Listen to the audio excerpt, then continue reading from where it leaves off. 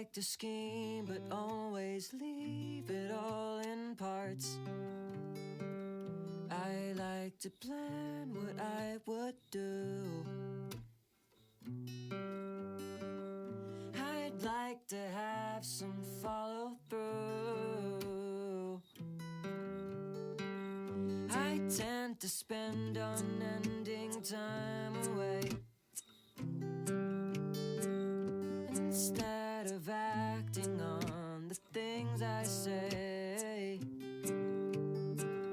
I try to plan everything through. I see what I need to do. Composure sinking, you'll be alright. You're overthinking, right?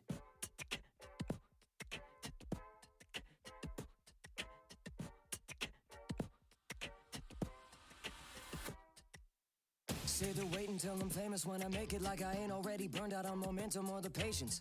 I'm out of names to talk about collaboration, cause I blocked everybody with credible allegations on them. And I don't need any more information on them. Opting out of the wave of crazy hating on them. Raking flames ain't a game I wanna play. Keep a rating on them, I'ma look away. I ain't afraid to take a hatchet to the past and sack every sap who can only look back. And I ain't afraid to let a bad face pass and be that kind of act you're ashamed to blast. Is that just plain where I was made to be? Wanna be different enough to look the same to me? Talking to brick walls all facing me, or are they all just afraid of me? Say, they all say I'm neat. They say I sound too unique. You're keeping me from your screens. Are they afraid of me? Some say they hate it, just how intimidating. I can't get what I'm saying. You must be afraid of me. I just ghosted my old clique, took friends' word to turn down VO gigs, made a pact with the band, damn, that broken. Now I'm just out here again, free floating. I'm fed up with like every scene, not a click for me that I feel fit to be in. Begin to think too cynically, self-critically, to worse degrees. And personally, there might be more than 2 or 3 people left with less than negative impressions of me. But I say what I mean, you can leave me be and let me drop my hot takes in 3 a.m. tweets. Nobody left saying make the best of the worst. I don't know what's bad till I've had something better first. Give me bars hardwired from a god with a smirk. I'm hardly trying and I'm making shit work. They all say I'm niche. They say I sound too unique. Gatekeeping me from your screens. Must be afraid of me. Some say they hate it, just how intimidating. I can't get what I'm saying. Might as well be afraid of me. Might as well be afraid of me.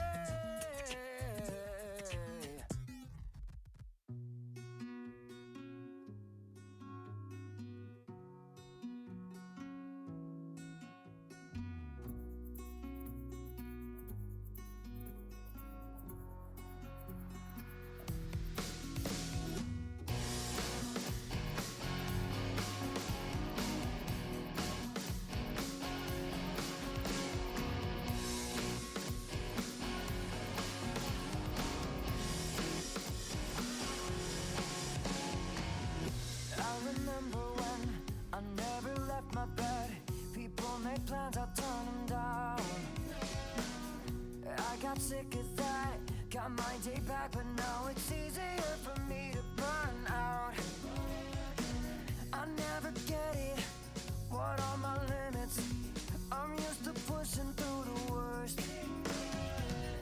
Back to bed and I can't rest, cause the things I never felt hurt now. I'm too high on a feeling like I've never been. Too wired to sleep till 2 a.m. again. Burning out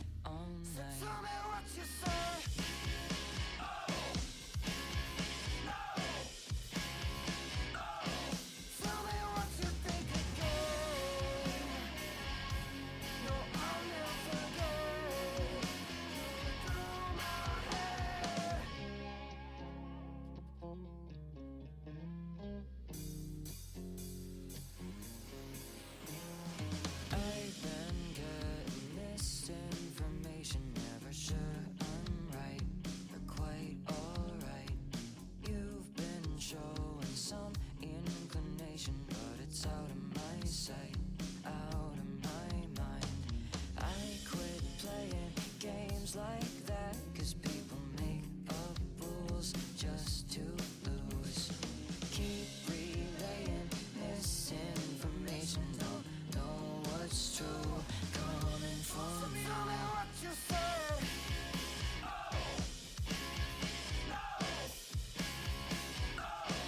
Tell me what you think again.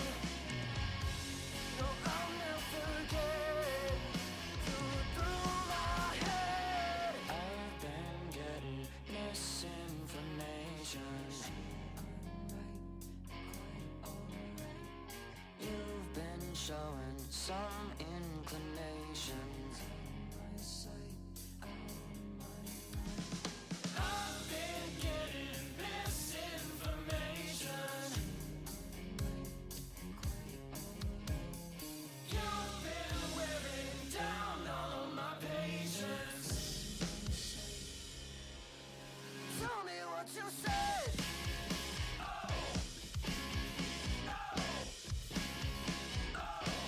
Tell me what you think again. Tell me what you said again. Because I know I'll never get.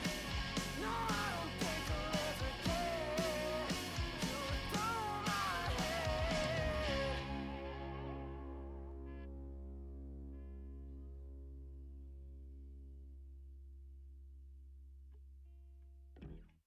No, I can't see you once and then just leave. Can't have you without making you a routine. My addictive personality makes you all I wanna see. Got me reaching for another. Make me feel like waking up late in early summer.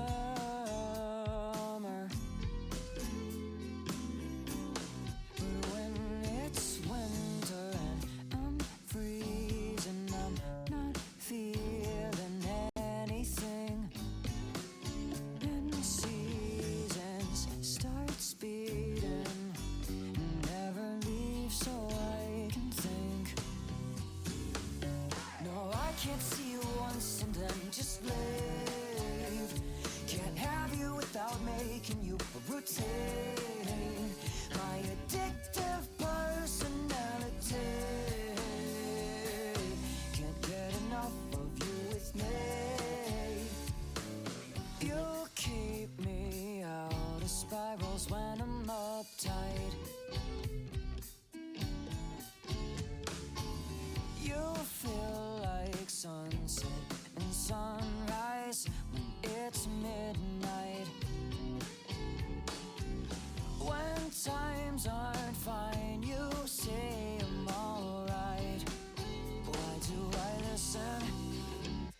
No, I can't see you once and then just leave. Bad habits falling into bad routines. My addictive personality can't get enough of you with me. I really thought that I was getting better. I felt like I had everything together. Don't really need you, but glad I got to meet you. Why did I believe you? No, I can't see you once and then just leave. Bad habits falling into bad routines. My addictive personality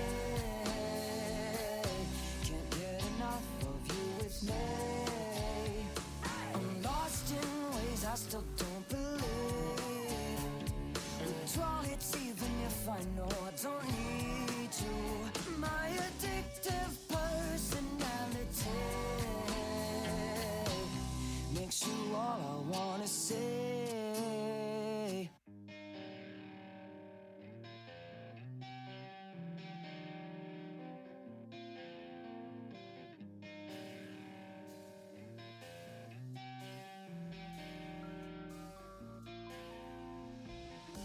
Everything is always fading out and wasting away. Everybody always trying, hardly finding a way through. What an oxymoron is an honest actor. Let him go on, tell you what they're after. You'll see more than what it was you asked for. Nothing you can change, nothing to say that'll factor in. Hello, hello, hello, hello. Am I here? Am I live? Oh my god. It's time. It's up. Everything is done. This album, it's out. Everybody can see it now. You can go to Spotify, you can go to Apple Music, you can go look up Hi, I'm Case, and you'll see that there's a new release. You can go to my Bandcamp too if you type in !music. You can go to my Bandcamp page. There's one extra bonus track and also the raw audio. If you download it as like a wave, which is what I uploaded it, I'm pretty sure it's gapless. If it's not, we're gonna be listening to the whole thing gapless today. And very soon I'm gonna be uploading a gapless version to YouTube. I've been assembling all of the albums within Final Cut profiles or Final Cut projects to upload as like full gapless albums. So this one will be after the first three. I'm also going to be putting out an instrumental version of this album and also an instrumental version of Systemic Suburbanite, which came out earlier this year. Those are both going to be going up on Bandcamp before the end of the year. Got to do my, maintenance releases and whatnot.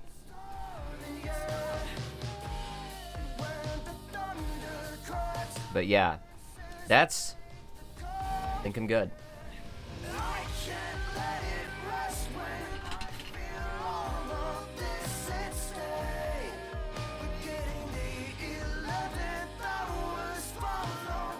But welcome everybody who's here so far. Welcome Kess. Welcome Catboy Bebop. Welcome Cass. And welcome Elliot. Can't believe my car's Bluetooth is broken, so I couldn't listen to it earlier. I have to find an aux cord. Oh my god. Getting bumped back a decade or two in technology. It's unfortunate.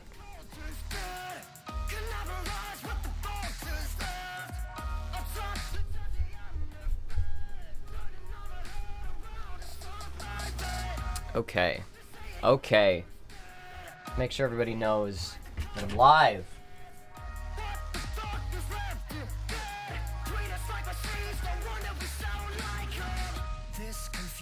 Voice of earth with unamusing choice of words. You utilize the underserved, take sacred space and make. Oh, it's Kyore. Welcome.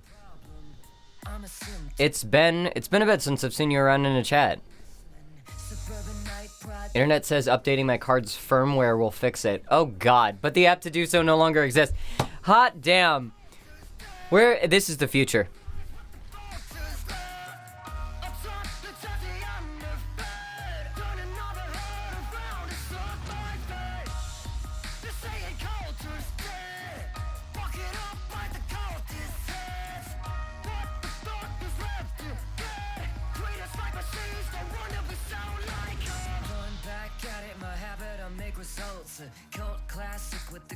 Case of a cult, seed and sows, weeping rose, spin the globe round, fetch what it was told now, bring in bulk, it's all echoes, everything's been said, catch 22 hours, bouncing back around again, no it won't stay, rip the old ways from the grave to get reappraised to the new frame, we see fade, this saying culture's dead, can never rise with the vultures left, atop the touchy underfed.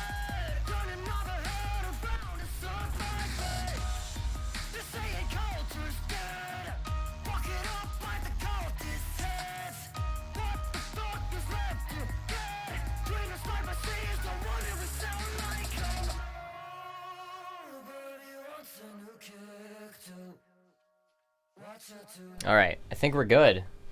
I think. Oh wait, no. Discord. Discord's got to work. Queen Snarf shows up. Oh yeah. Life got hectic, really hectic. Should be settling down. That happens. I understand. Over the past couple of years, especially, I fucking understand people's lives getting hectic. It happens. That's what happened to me. I sputtered out on streaming over the past couple of years and then came back pretty strong.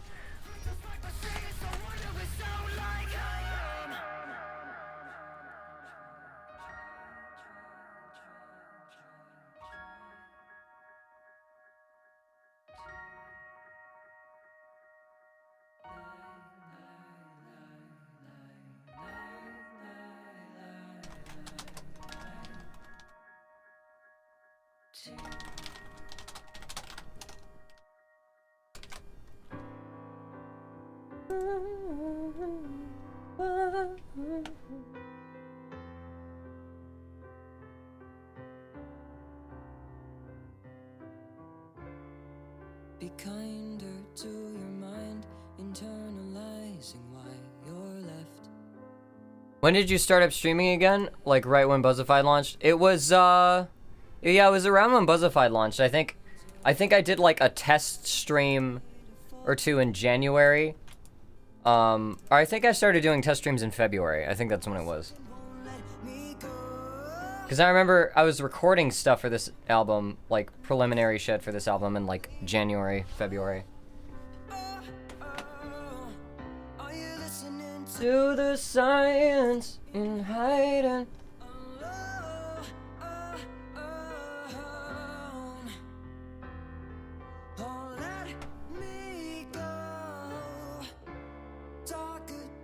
Okay. All right. 9 times more than you should have had. Won't let go.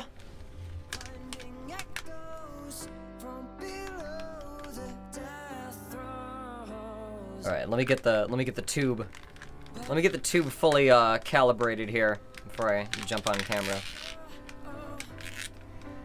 Cause it is gonna be a long haul stream. I don't plan on streaming until like deep into the night, like I usually do. So I kind of wanted to start early. But I do plan on streaming longer than I normally do. So there's that. There we go. There's that.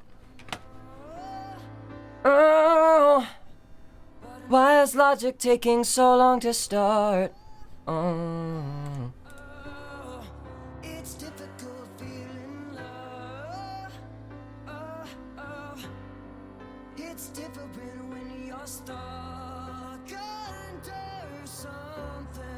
Every once in a while, my computer likes to give me fucking technical difficulties.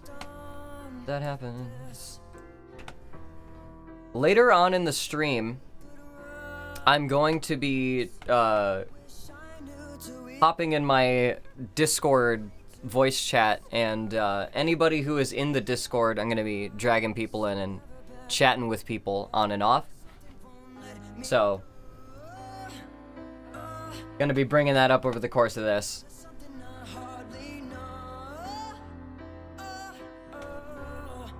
Are you listening to the silence in hide? All right, let's fade this out.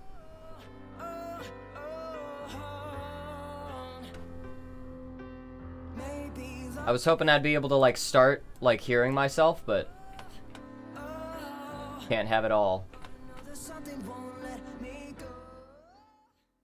Alright. Alright. It is September 9th, 2022. Logic Lag is such a great song. Oh yeah, it happens. Welcome, Eli. Welcome, everybody in the chat who is here.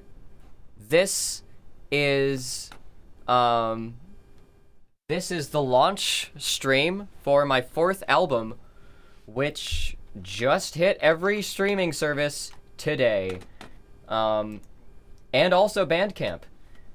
Basically everywhere where you can hear music. Spotify, Apple Music, YouTube Music, where else? Like everywhere. It's up, it's out, it's there. Hell yeah. Take the card away. Here. Huh? Okay, there we go. Here I am. Here I am. Rock you like a hurricane. It is the end of a journey that I started early this year. If anyone was around back in March, I did a marathon of... I streamed every day and recorded a new track and finished a new... wrote and recorded and produced and released a new track every 3 days. I did 7 over the course of the month. 8, actually, if you count the bonus track. And I put that out as an EP earlier this year called Hardly Trying. That was always meant to be basically the first half of a new album. And I spent every month since March finishing this album here. Let's try this again. It is interesting from a production perspective for me, because I'm going back to there it is. Logic is it's doing its thing now. Hang on. All right, there we go. Here we are. Proper sound quality. It's great. Okay, so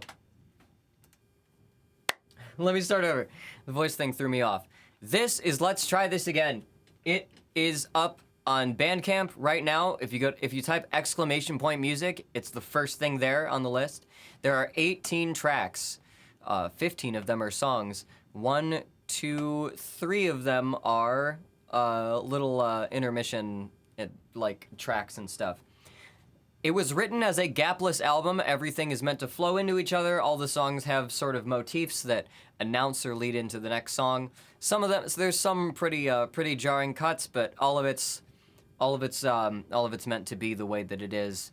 And if you loop track 1 to track 18, it's gapless. It starts. It's gapless in a way that will remind you of the bonus tracks of Trying Too Hard. If anyone's from those days.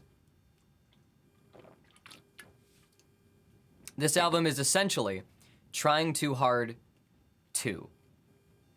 It's how I would have done an album in the sound that I used to do if I had all real equipment and a bit more know-how about how to mix songs with all of that equipment. So some of it's got me beatboxing, some of it's got me on acoustic and electric guitar. I used to use all software MIDI bass, but now I'm actually playing bass on pretty much all these songs, except for the ones where it's just synth bass. I played drums on a few of the songs. Overcast and Bridges, I did the most actually me playing a V-drum kit, drum work for. I have collaborations with Charlie Broke from Cult for Sale, which is an act I'm working with right now. And Bridges has Rover Red, who was in No Solicitors, and who I collaborated with on Weed Joke and the Green Blues album, and Light Pollution. So this is sort of the most pristine, the most real I can get my sound right now. And then there's Culture's Dead, which is a small splashback into Buzzified. Yeah, totally. But it's not I don't have shit like that on my past albums. There's songs like that, Machine and shit like that are on other albums that I have. Misinformation has become one of my most listened to songs since you first dropped the EP. Thank you, and also thank Charlie Broke for writing all of the music in that song. Let's Try This Again, aka Trying Too Hard. Yes, absolutely. This is Trying Too Hard the second. This is Trying Too Hard 10 years later. So, here's our plan for this stream. I was playing the album all the way through I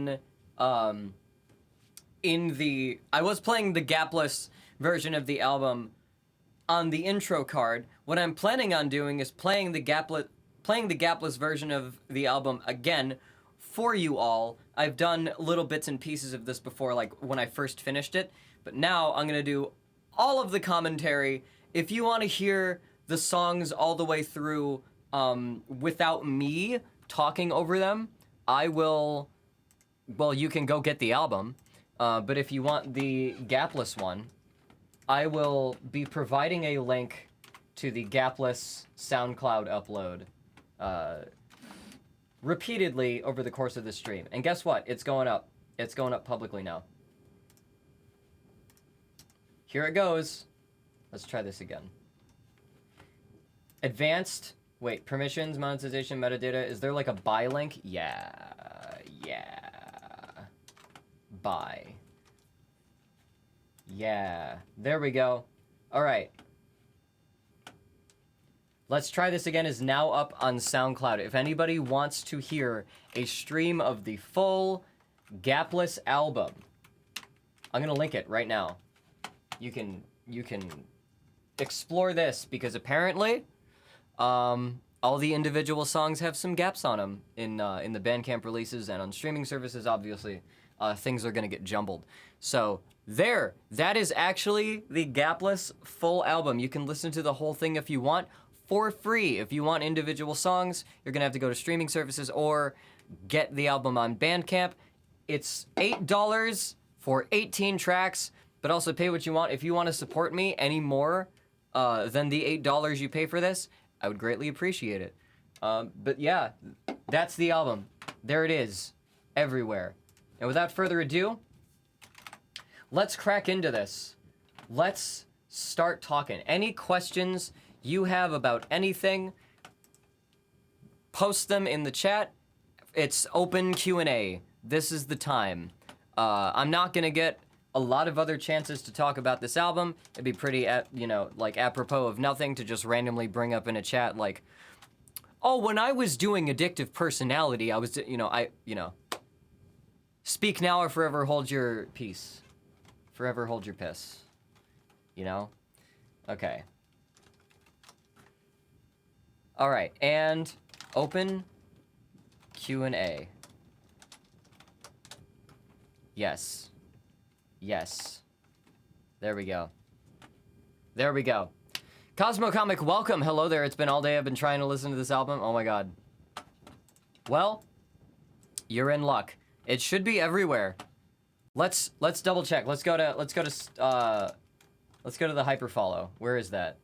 How do I get to that? Twitter? Let's go to Twitter first. Wait, I don't want to open Twitter. Hang on, no. That's risky, opening Twitter on screen. Am I an idiot? No, I'm not. There's crazy things that could appear on a Twitter timeline in the middle of the day, in the middle of a Friday. Oh my god. Yes. All right, let's go see. Let's go make double, triple sure. Apple Music. It's there. All of them. iTunes, wait, why are there like 3 links for Apple Music? Apple Music, iTunes, and iTunes. You can get it on Apple Music and you can get it on iTunes. And if you can't find it on Apple Music or iTunes, you can also get it on iTunes. And if you can't get it on iTunes, you can get it on Deezer. And if you don't know what the fuck Deezer is, you can just go to Spotify like most people. Welcome, Pumpkin Mars. Just popping by to say congrats on the new album. Thank you so much. I appreciate that. Glad you popped in. It is amazing to see. At the Caspin, looks like you got another profile on YouTube Music. I have 2 profiles on YouTube Music now? Whoa! Hang on. YouTube Music. Hang on. They're really fucking with me, aren't they? Hang on. Reaching so many more people doing iTunes and iTunes. Yeah, it's incredible. Wait. I gotta see this. Hi, I'm Case. Are there 2 of me now? Artist, 1 subscriber. Hi, okay, there's only one there. Wow! There's 1 for this 1 album. Wait, okay, and then if I go to like the library, what's that gonna say? Hi, I'm Case. Here's the artist page. And there's all my other albums. What the fuck is on? What? I'm the 1 subscriber. Thank you so much for subscribing to this. I'm gonna have to talk to Apple Music or no, to I'm gonna have to talk to YouTube Music again. It's case sensitive. It totally is. That's something. All right. And furthermore, technology is being a bitch to me. iTunes and YouTube Music and YouTube Music. Yeah, I'm replicating. That's what's happening right now. It's not enough to have one of me. They need to divide and conquer. I am too strong for these streaming services. They cannot contain me, okay? Anyway, I said without further ado, and then I adued us a little bit, but here's what we're gonna do. And like I said before, any questions you have about anything, if you have any, even if it's the stupidest thing that you could possibly think of asking about production, about songwriting, whatever, if it's the most entry-level question, just ask it. We got all day. Kiore has invoked the heart of a prime. That's a division of 724. Thank you so much. You've discovered one of the new donation incentives, of which there are, I counted, Kiore like 20 has something. the heart of a prime, 3C. Oh my god, thank you so much. 3C. Colon 3C, I assume. Oh my god. Oh, fuck mitosis. Yeah, absolutely. Feeling elemental. Yeah. Let's see if we can hit all the harmonics tonight. Oh god. Okay. We're in the clear. Here's how this album goes.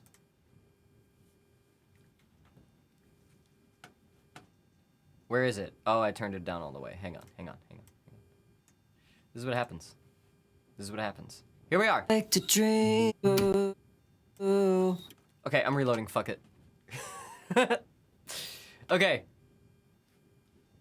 Now then.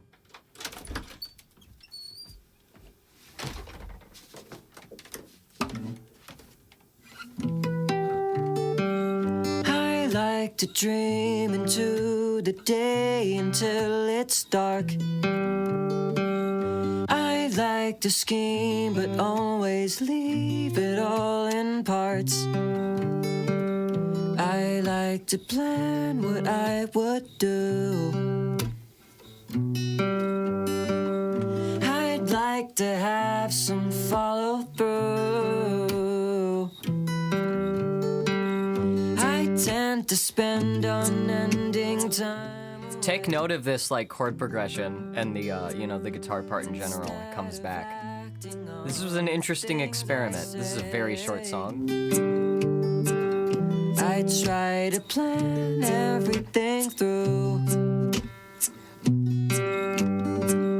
I see what I need to do. Composer sinking, you'll be alright. You're overthinking, right? And then this was the first song that I did for the Septuple challenge, which I wanted to do without any instruments initially, so that's just me beatboxing. There's a beatboxing loop. Wait until I'm famous when I make it like I ain't already burned out on momentum or the patience. I'm out of names to talk about collaboration cause I blocked everybody with credible allegations on them. I really like that line. That's the whole reason. That's the whole thing I wrote this song around. Raking flames ain't a game I wanna play. Keep a rating on them, I'ma look away. I ain't afraid to take a hatchet to the past. A lot of this first song is pretty venti.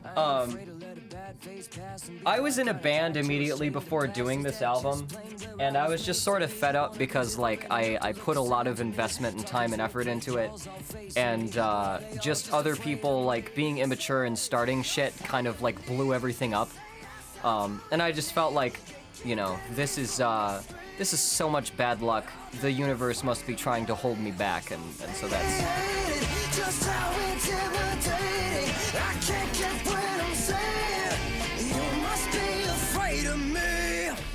I just ghosted my old clique. Took friends' word to turn down VO gigs. Made a pact with the band, damn, that broken. Now I'm just out here again, free floating. So there's, you know, there's me saying it in the song.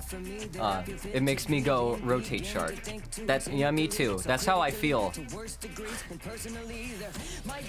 Also, took friends' word to turn down VO gigs. There's a whole saga behind that line. There's a whole fucking saga behind that line, but another time. Unless anybody Q&As me for it. Something better first. Give me bars hardwired from a god with a smirk. I'm hardly trying and I'm making shit work. They all say I'm niche. Remember that line too, and remember the idea that that's the last line of the second verse. Must be afraid of me. Some say they hate it, just how intimidating. I can't get what I'm saying. Might as well be afraid of me. Might as well be afraid of me. Okay, I'm gonna pause it right there. Yeah, that was the first song I did for the Septuple challenge, so I kind of wrote most of that while listening to the beat back and just like on my phone, like on stream, rushing myself. So a lot of it's just stream of consciousness about what was going on before. Yeah, so here's... Is there like other music playing? Is there something that's... Yeah, stop, okay. I still diet. Let me drop my hot takes in 3 a.m. tweets because you put it in after I was like, Case can only post in the middle of the night because their takes are too hot. Oh my god. Was that a response? Was that a response to a chat thing at the time? I forget. I totally forgot about that. Cause I feel like I had that line. I feel like I had that line written as like a,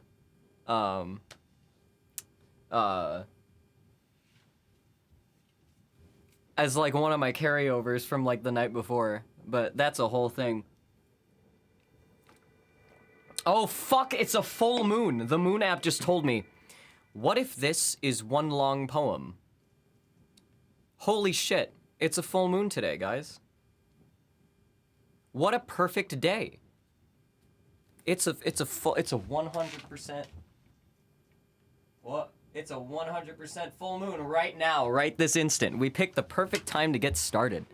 All right, the universe is lining up again. This one's called Hardly Try It. Which, you know, obvious reference. My goal for this was reference a bunch of shit from a while ago and then not again through the rest of the album.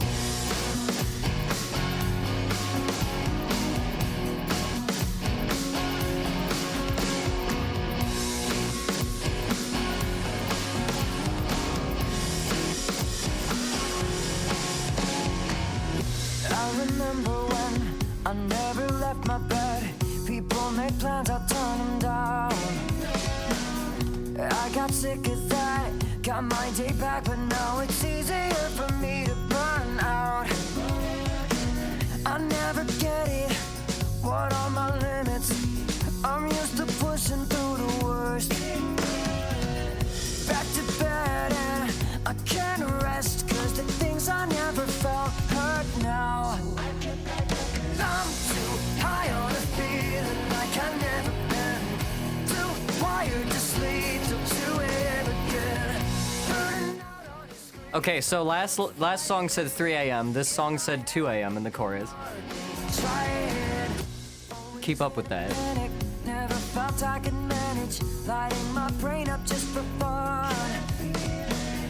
Couldn't stand around hiding, wanting to be found, waiting for a stroke of dumb luck. Who did they see in me? Thank you so much, Queen Snarf, for $150. Hold What up. it is, motherfuckers. There's a hurricane in SoCal, but I'll be damned if that's stopping me from sitting in the rain and listening my to God. the new album. Congratulations, That's kids. a hurricane. It's be safe. Don't go crazy. Okay, this is also fulfilling a bit of a prophecy. I really love the ARG. I love bees. I gotta stop this. I really love the ARG. I love bees. It's sort of become like the template for how I run. Oh my god, Queen Snarf also gifted a tier 1 sub to Kies. That's 381 gift subs so far. Holy shit. I will say that now that Queen Elizabeth II is dead, Queen Snarf of this chat, no matter what you read on any media anywhere, any credible source, Queen Snarf in this chat is now the new reigning monarch of the planet. Don't be confused. Don't be confused. King Charles is fucking made up. That dude's a hologram. He's a cover, okay? Anyway, anyway, we know who the true royalty is here. We do. All right. We. All right. Not just England. Yes. Yes. America, the Americas as well. And we will tithe our thanks and give praise to the rightful queen. Let's continue. All right, I had to take that break just to give that much praise. Thank you so much for the donation. That's incredible. All right. Stand around hiding, wanting to be found, waiting for a stroke of dumb luck. Listen to the melody here. Me, kept me from being me. Nobody understood enough. Reference 1. Saying they're useless, making excuses. Here. Guess it was easier for me to grow up.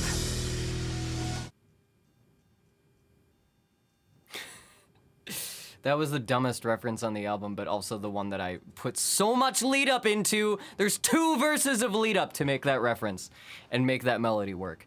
And I'm proud that I did that. And if you guys didn't catch it, I love that part of the song.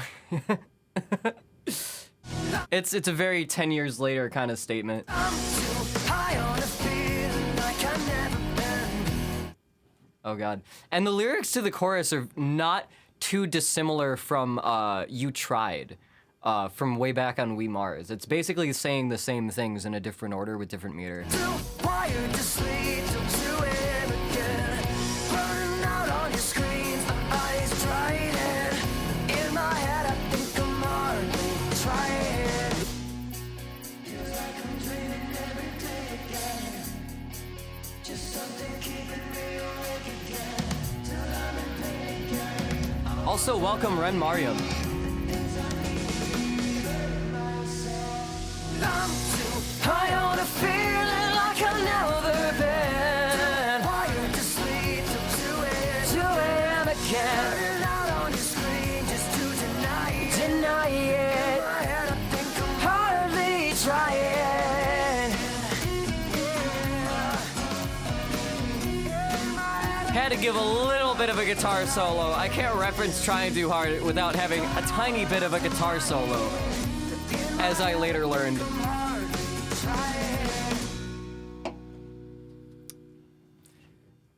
Most of this album, I think the first half of this album was recorded with the PV. This song, this is my friend, oh no, wait, that's me playing. But then once the verse hits, that's my friend Charlie Broke playing, who wrote the whole fucking instrumental for this. This is the exclusive content we come to. Oh my God. Queen Snarf has gifted a tier 1 sub to Pumpkin Mars. Welcome back to the Moon Temple. Enjoy your moon.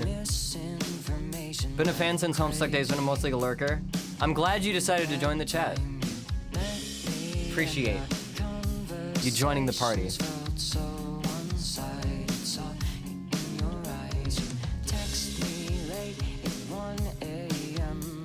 You've been snarfed. Yeah.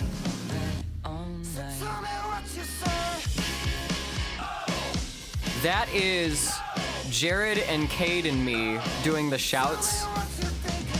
Jared from Cult for Sale, Jared, now not Red. That part was also twice as long, and I had to cut it down and do some trickery because, like, Cade was like, I don't like that part, let's get rid of that. It's too long, it's too slow.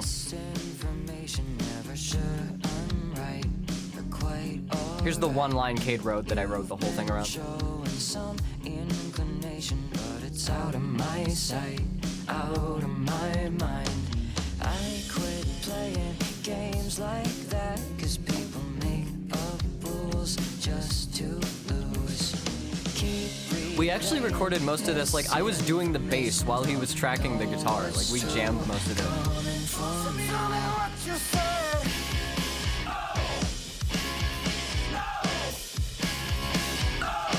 This song has got a really, like, fucking, like, Paul McCartney, like, boom, boom, boom kind of bass. I've been getting misinformation. You can hear Cade in the background. His voice is very prominent. Oh, it's not there. Wait, that's right. And then they come back. I've been getting misinformation.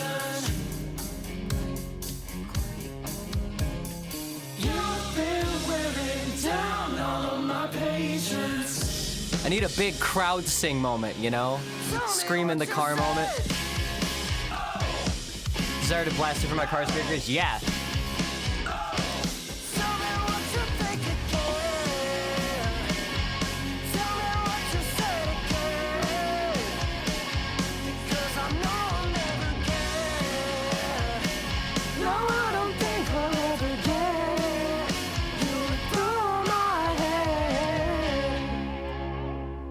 Right, so we had 1 a.m. in that song in the first verse. Text me late at 1 a.m. And then wait. No, I can't see you on The fucking slide up the neck that goes into the next. This is my favorite song on the album. Making you a routine. I just put a music video out for it too. You should check it out on YouTube after this. After the stream. Makes you all I wanna see. Got me reaching for another. Those little fucking like John Mayer like answers. I would loop the section in between wherever there wasn't singing and then just come up with some bullshit until something stuck, and then I rolled with it. Freezing, I'm not feeling anything. I put so much fucking thought into these lyrics for something that I wrote like, I wrote this in one night in like 15 minutes while doing Misinformation with Cade, like in between sessions for that. I mean, Charlie, whatever. Got me reaching for another. I'm gonna play by play every fucking line of this song. Keep note for the genius. Got me reaching for another. Double entendre, right off the bat. After the chorus, double entendre, right off the bat. Got me reaching for another. Meaning like, you got me, like I am reaching for another person, right? Right? Because like I need physical contact, but also got me reaching for, you know, like drugs. Like I need one more, you know. You get it? Get it? Like waking up late in early summer. Waking up late in early summer is like, you have to, like, you gotta know what that feels like. Like when, like, if you wake up, okay, you know like how you fucking, especially when you're in school, and it's like early in summer and you can like sleep in, and for that first like week or two, you're just like, oh yeah, this is fucking great. I can just chill out. This is what I needed. And then like when it's close to like when it's coming up to fall, and then you start staying up like way too late and then like waking up in the afternoon and you think like, oh shit, summer's almost over. What the fuck did I do with my entire summer? And like, but there's this sweet spot where you can be okay with that, right? Before it catches up to you, right? Anyway. When it's winter and I'm freezing, I'm not feeling anything. And seasons start speeding, never leave so I can think. Yeah, it's winter, but when it's winter and I'm freezing. Yeah, so I'm just kind of going with the fucking the time analogies, right? Where I'm comparing like fucking I mean okay, I'm not gonna fucking. No, I can't see you once and then just live. It comes back as a motif. Have you without making you a routine. My addictive personality. Can't get enough of you with me. You keep me out of spirals when I'm uptight. You feel like sunset and sunrise when it's midnight. Midnight right there is actually in the exact center of the song. When I was editing the music video and doing exports, that would be like the default thumbnail. And also midnight. I can't see you once and then just live. Bad habits falling into bad routines. My addictive personality. Can't get enough of you with me. I really thought that I was getting better. I felt like I had everything together. This is me just Beatlesing some fucking lyrics for a bridge, like. Glad I got to meet you. Why did I believe you? Then chorus. Oh, I can't see you once and then just leave. Bad habits falling into bad routines. My addictive personality. Oh shit. Get enough of you with me. I'm lost in ways I still don't believe. Withdrawal hits even if I know I don't need you. My addictive personality makes you all I wanna say. And it goes back, the resolution of that song goes back to the tonic on just the final 16th note of that song. On just the little overlap. Hey, like, like that's it. That's the only resolution of the song. And it goes back to the line it uses at the beginning, makes you all I want to see, kind of as like a resignation to like the addiction, as like a, yeah, fuck it. Like, and I wanted to make, the music video sort of ends the same way, where like the last couple syllables of the song give up on the tally marks and it just wipes the board cleaner, you know? Like, it's a wash, literally. This is also, I also like this song. Not in the top 3, but it was fun. That's me doing the fucking... Everything is always fading. Not using them AI drums for this song. I drummed this live on stream. Did like take after take after take. Everybody always trying, hardly finding a way through. What an oxymoron is an honest It's the first one with piano on it Let too. 'em go on, tell you what they're after, you'll see more than what it was you asked for. Nothing you can change, nothing to say that'll factor in. And this motif. Are you dreaming when you shouldn't be? Are you feeling all you couldn't see? Are you healing it? Anytime the word dreaming comes up, it's like in the same rhythm and melody structure on the album. And there's a whole like, you know,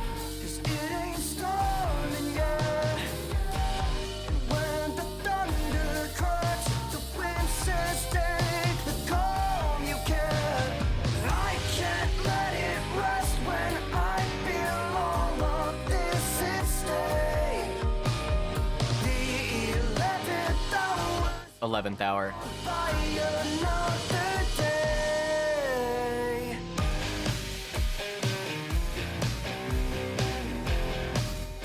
Yeah. Nothing given, nothing taken, nothing hiding away. Everybody gave up. I don't remember recording a lot of this song. It just sort of happened. This is like the, you know, in the midst of doing the challenge. The beginning riff though came from an AI generated Beatles album that I like heard an interesting chord progression on and tried to like mimic. The Beatles were the Beatles' last 2 albums are specifically like the production and shit of them was a huge like inspiration for this stretch of recording in particular, because I'd just seen the Get Back documentary.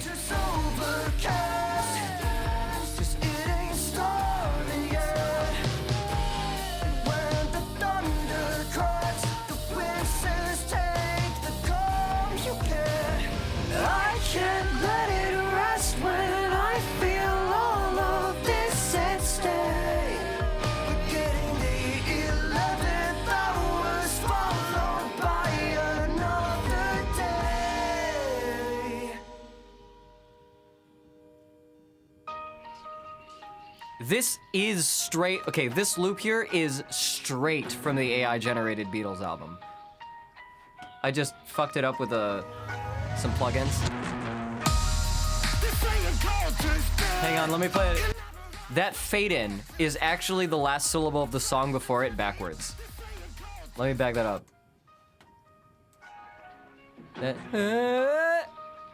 Another day. It's that backwards. This song was entirely different on the EP.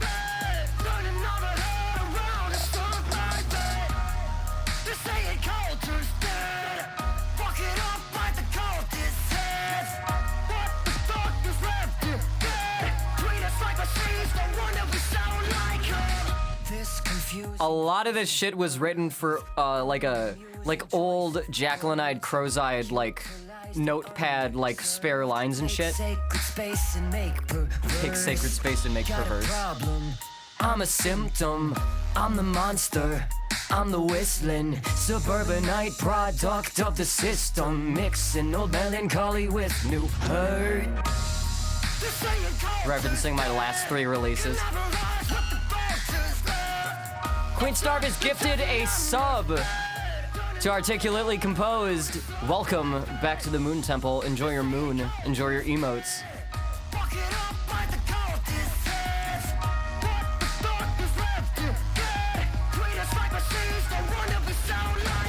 Run back at it, my habit, I make results. This stanza. Classic with the classic case of a cult, seed and sows, weeping rose, spin the globe round, fetch what it Yeah, was told that now. fucking- Bring it in bulk.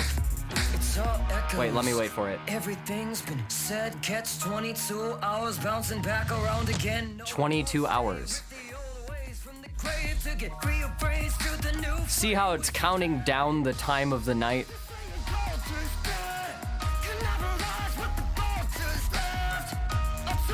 I still frequently think of Ready. I didn't like any of the lyrics in Ready. Didn't like it. It's too forced.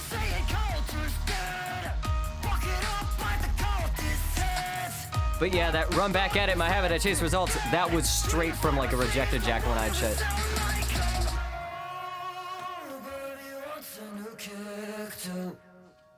Watch or to listen. They want a religion. They want a call. Fake out ending.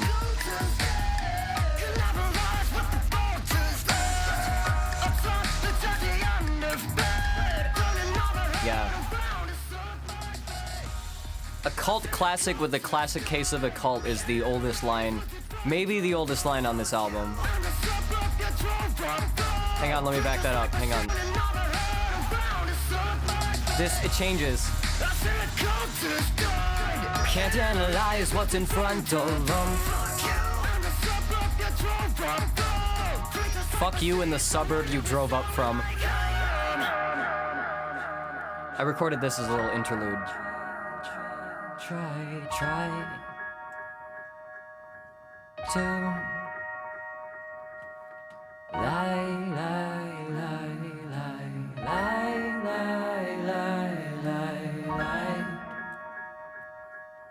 to you.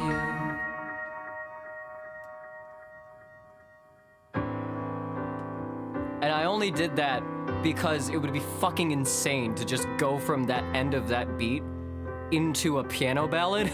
Like,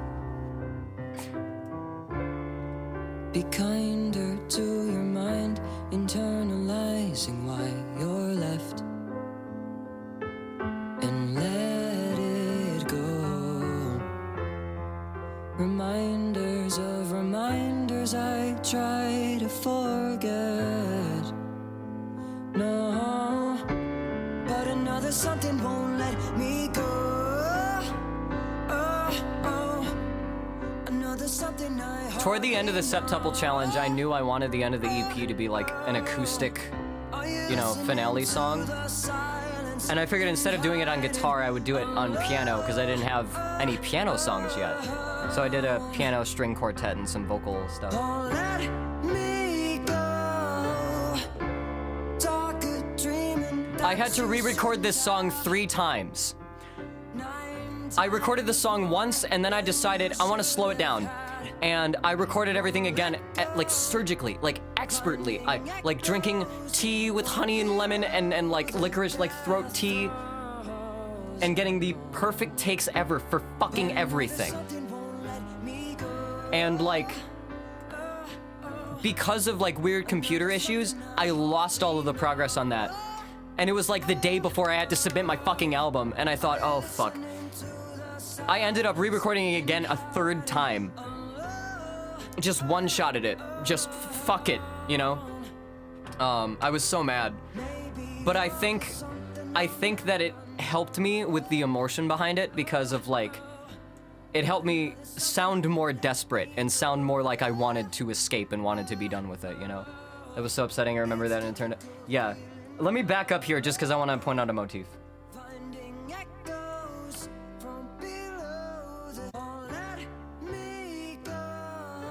Here. So there's the dream motif, and 9, time, and also a smoke damage reference.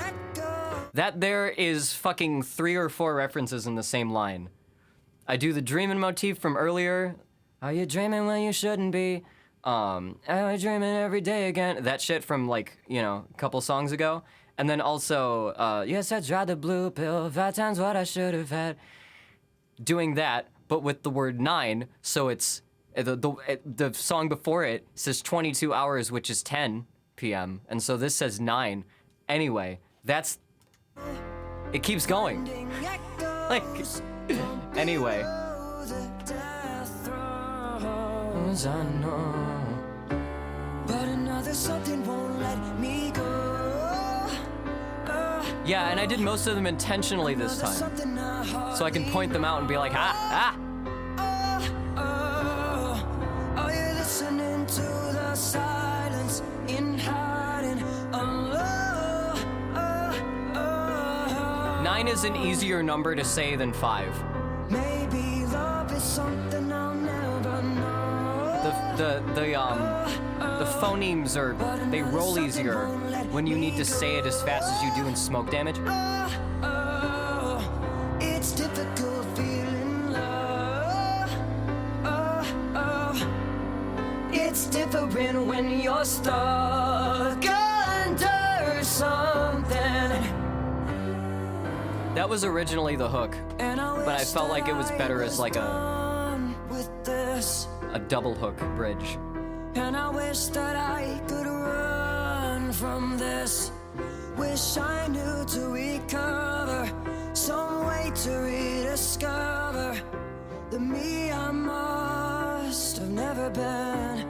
I wrote like 5, 6 verses for this song, and like picked 2 or 3. There was so much shit that was just too dark for me to like want to do on stream.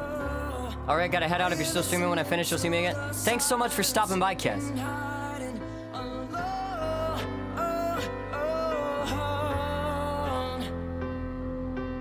Maybe love is something I'll never know. Also that, this melody. That's the, that's that from Self I Can't Keep. It's different when you're stuck under something. I wish that I was done with this. I wish that I could run from this. I'm proud of that line. That was a good delivery. Some way to rediscover the me I must have never been. Won't let me go. Let me go. If you play that song simultaneously with Let It Be, they're both at the same tempo and have the same arrangement and are in the same key. Won't get it back. Wasting idle thought. That whole song was actually just me copying Let It Be. I have to keep to lines that I forgot. Oh yeah. Remember that shit from the beginning?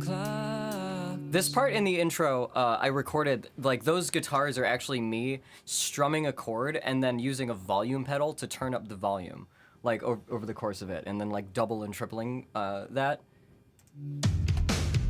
I have to micromanage. I have to limit damage. So now we're into Act 2. I have to look out for myself.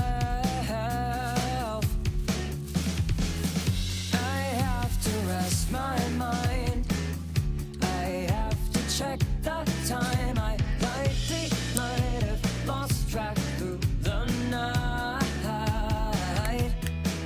So why should I have to try so hard to fight inside any light? You'll notice there's a key change right before this part.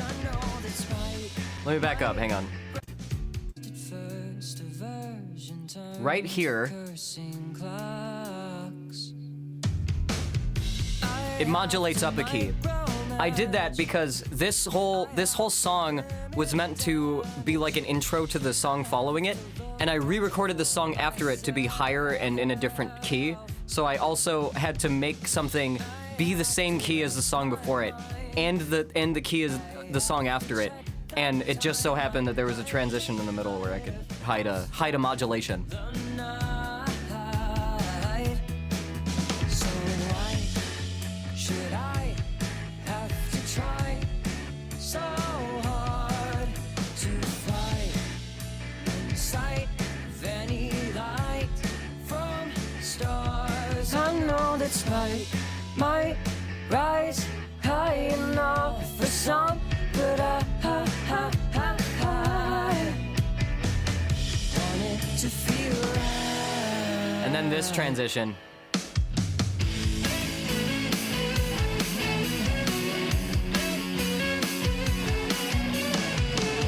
And now we're in the title track of the album.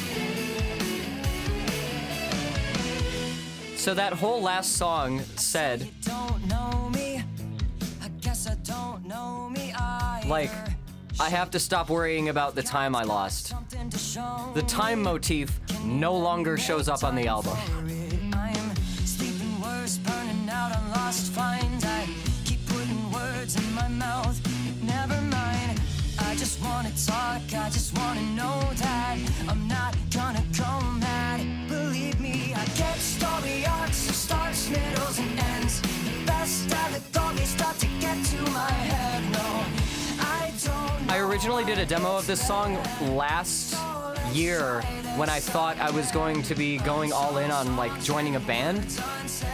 And it was meant to be like sort of like a send-off to like, I don't think I'm gonna be doing this anymore. Let's try this again as like, let me put this down and do something else. And then the idea that I came back to it as sort of like, okay, let me write an album around this. And so it becomes, let's try this again. And then it ends up being the middle of the album, so the fucking line, I guess story arcs of starts, middles, and ends, like, I ended up accidentally giving this song all of the significance that I didn't realize it had. What did I lose it to? Staring off, overthinking like I do. I just wanna talk, I just wanna go back. I think I'm gonna go mad. Believe me, I get story arcs, starts, middles, and ends. The best allegories start to get to my head. No, I don't know why it's bad. So let's try this again. Unsung songs and words unsaid, but I get it. No point in dwelling and how it's been. I get just the chords, like, Let me try this again. Do I enjoy this? I get just the chords from the chorus stuck in my head. White noise, static waterfall. Only hellos and goodbyes might say it all. Only 12 notes and I feel like I played them all. To the universe, from Earth to God, to me and back.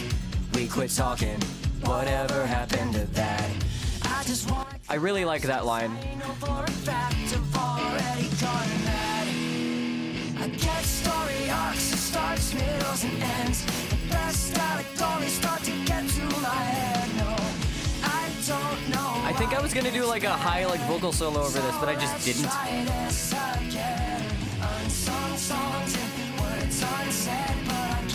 I exercised some restraint on this album because I'm like, I'm not gonna hit them high notes in every fucking last chorus. I can't keep doing that. It's just a bit passé.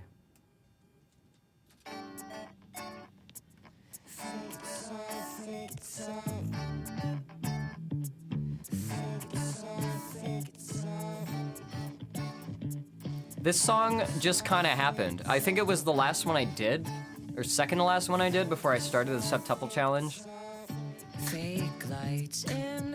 There's a couple of friends I have that literally only like send me things about like simulation theory. I think it's so fucking boring. I think it's a huge waste of time to be like worrying about like if the world was invented last Thursday or not.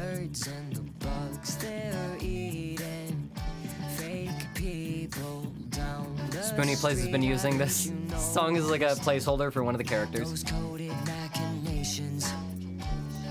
I did a lot of shit where I automated a bit crusher, so it's like it sounds like compressed and it like sweeps up and down. You'll hear it right as I go, oh. It's never enough to move. Here. That crunchy static that slides up and down.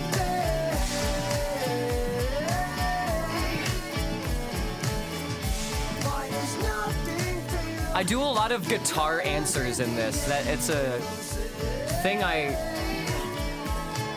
didn't always do. I haven't done that much.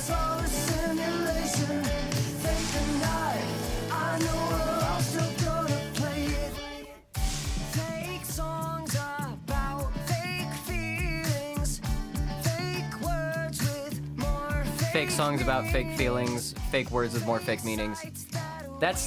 It's the same sort of thing as like people who are like so skeptical of everything will always be like, I only like music where everybody means every word that they say, and it's like nobody ever means anything ever. What are you talking about? It's music.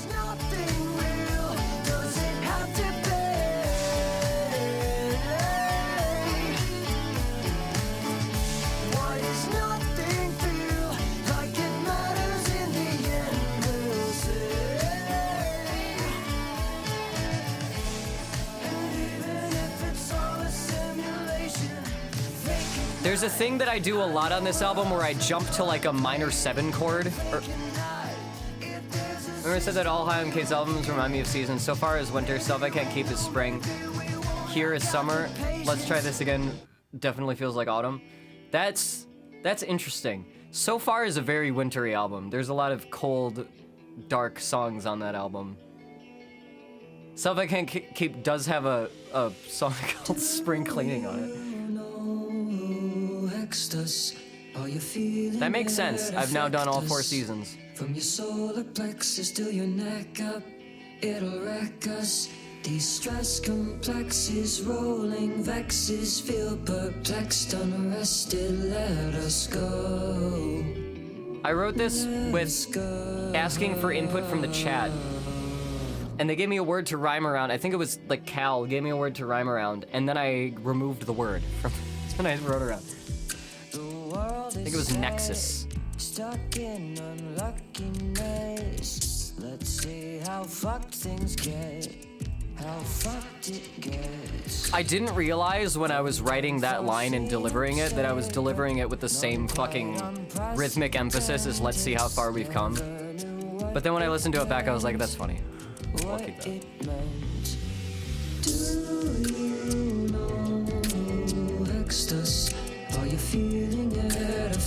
The bass line for this is based on bass line that my friend Red wrote for the song after this one. I just groovified it.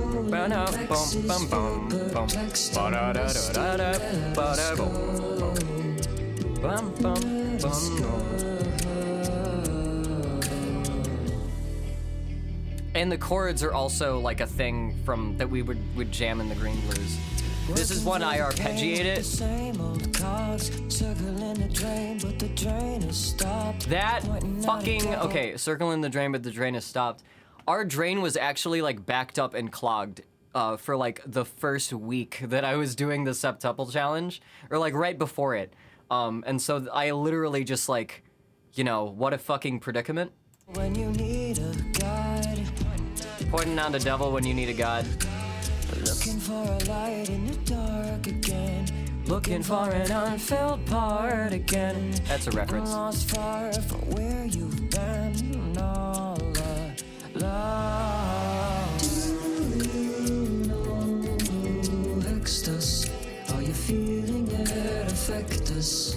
From your solar plexus to your neck up, it'll rack us. These stress complexes, rolling vexes, feel perplexed, unrested. Let us go. Let us go. Yeah, I just made a new beatbox kit for this song, I think. This transition. Same key, faster, same chords, same bass line.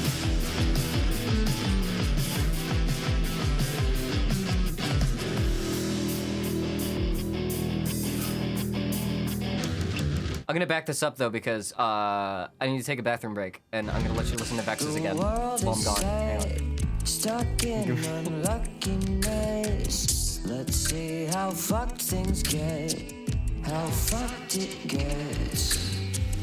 An unforeseen upset, but none quite unprecedented.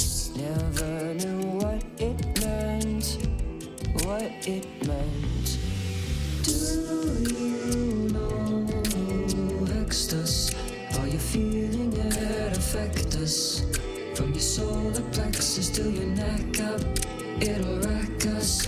These stress complexes, rolling vexes, feel perplexed, unrested. Let us go. Let us go.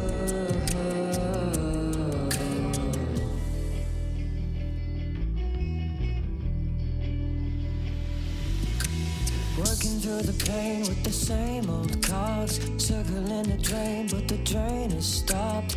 Pointing out a devil when you need a guide. Looking for a light in the dark again, looking for an unfilled part again.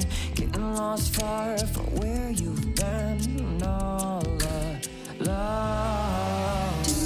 Do you know ecstasy? Are you feeling it affect us? From your solar plexus to your neck up, it'll rack us. These stress complexes, rolling vexes, feel perplexed, unrested. Let us go. Let us go. Oh, I came back right at the perfect time. All right, let's get into bridges. Here we go.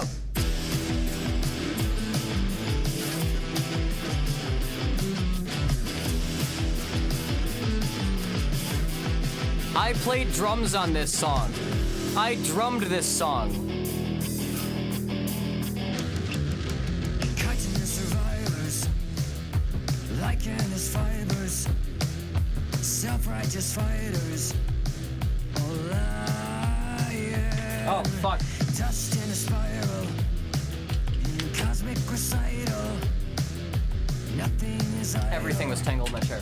Horizon, some melted, might alter, unwell with line covers. We had 140 tracks in this song by the end. There are, I believe, like 10 guitar tracks at any given time, acoustic and electric tracks. There are, during the chorus, I believe 8 bass tracks playing, 10 voice tracks playing. There's a lot. We recorded the bass for this with a huge rig. We streamed the whole process. We had a bass that has 2 outputs, and we sent each output, like each pickup, to a different amp. One of them was like a high gain guitar amp, so it's doing that. The other one was super low, and we recorded it by hooking a speaker up to a direct box so we could use the speaker as a microphone. We hooked up a guitar cabinet to capture like the low end bass. And in the chorus, I actually double it. One octave lower of what Jared's playing, of what Red's playing. And that's him singing half of the chorus.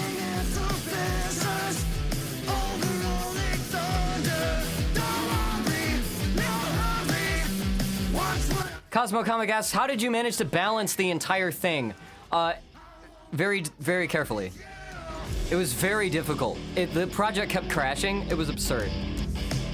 Here's a bass solo. There's Red. Here's me. Red.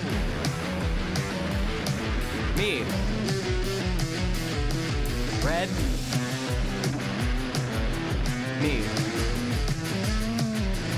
Red. Me. That's on a bass. We did that on a bass through the bass rig. Jared's, he actually went and redid, and I had to reamp by plugging my fucking computer into my guitar amp and using it as an output, and then recording that with extra mics in the room to like reassemble the tracks that we had before.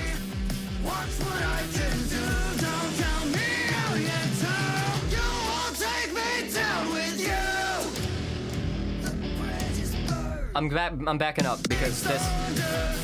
I gotta back up because there's so much I gotta fucking say about this song. Like. Okay. Oh, it's in the second chorus. This fucking song, I went all out on the drums. I was like quoting parts from like Master of Puppets in the fucking in like the chorus patterns and stuff. And I mixed it a little bit like Master of Puppets too. The snare like claps a little bit.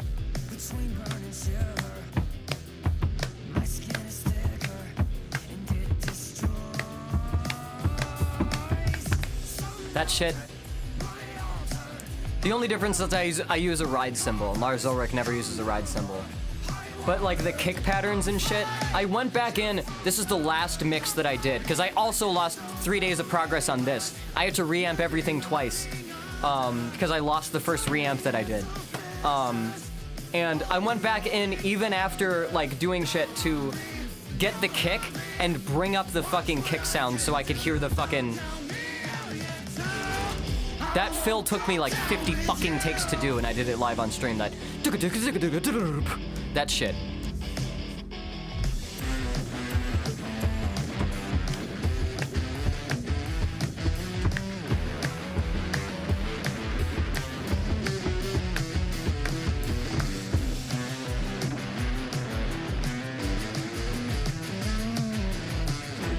Those fucking like super shredding that acoustic guitar for the fucking Subdivision.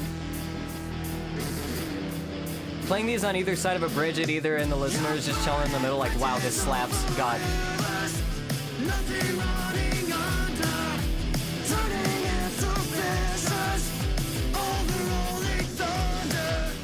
The theme of this song is what the earth thinks about humanity dying.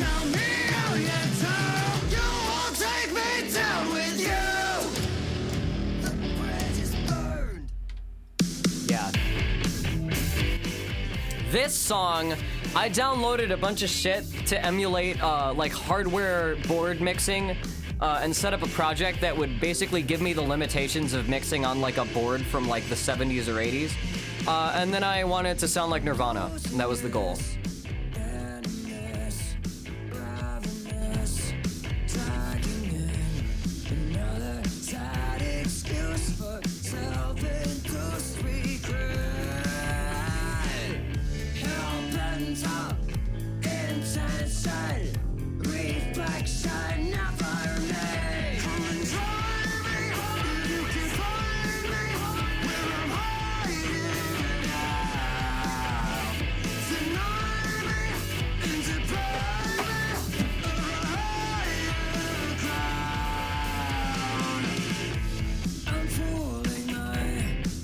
This is that Kurt Cobain song? Yeah, I guess so. Yeah, this is me trying to sound like Kurt Cobain. I even recorded it with an SM58, like they did Nevermind.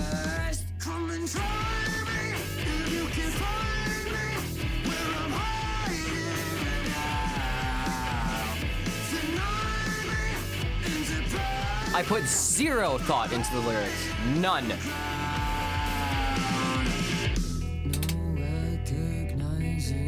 One time I came into your stream, like, here 4 seconds of the song, I was like, that's the most Nirvana you've ever sounded. Yeah. Yeah, that was what I was leaning into. Can't find me, can't find me. Open for all to see. Come find me, come find me. No recognizing me when I'm gone. Come and try me. That 3-part bell harmony was pretty hard to get those like high parts.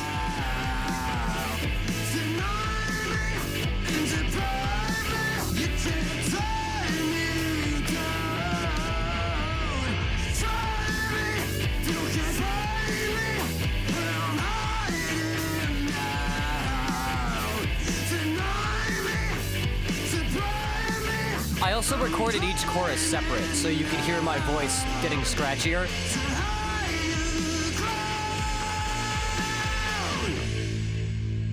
I don't know how much I'm gonna be screaming in albums, because after like a couple months of streaming again and like cranking songs out,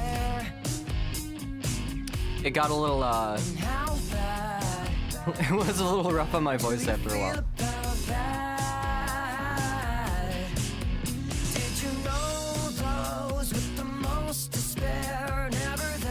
This song in particular was written only to be. I think this is the last song I finished for the album. And it was written just to be a like transition between the song before it and the song after. And also just to get out some more feelings I had.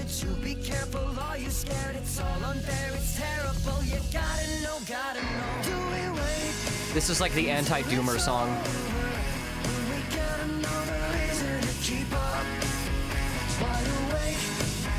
This is also compressed like a motherfucker. The drums are just like squashed.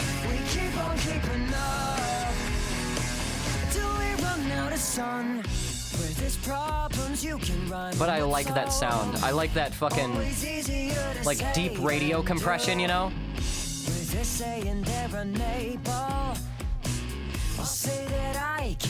I really like using really thick compression on like master buses because it just like it emulates like hearing something on the radio in like the 2000s. That really fucking intense like radio band limiting.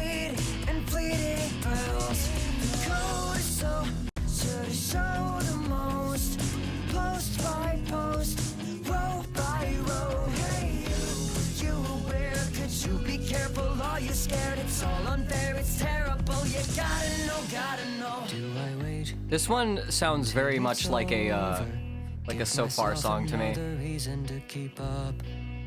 Wide awake, I'm getting older.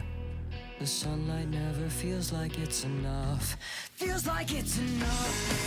This isn't over. Give yourself another reason. There's a really high like vocal solo in there that I down mix because I just like it's too intense. It's never enough. Keeping up. We're never on And then they're all dreaming about something else. the dreaming motif. Something far from how. Forgetting one thing. It's ours here now. Tell me I can know what I want. And I know that I might not. But if I've kept That fucking bass like dun dun dun dun dun dun dun dun. it's not this. It's the most thought I put into this song. Oh, and this part.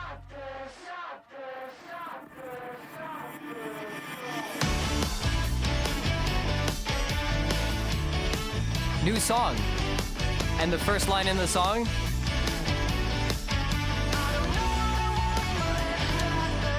repeats the last line of the song before it. Your name rang a bell.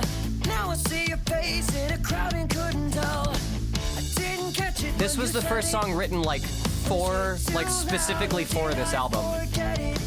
It was going to be the first song on the album. Because it was going to be like this album's like Shut Up. But I figured it was better for the very end.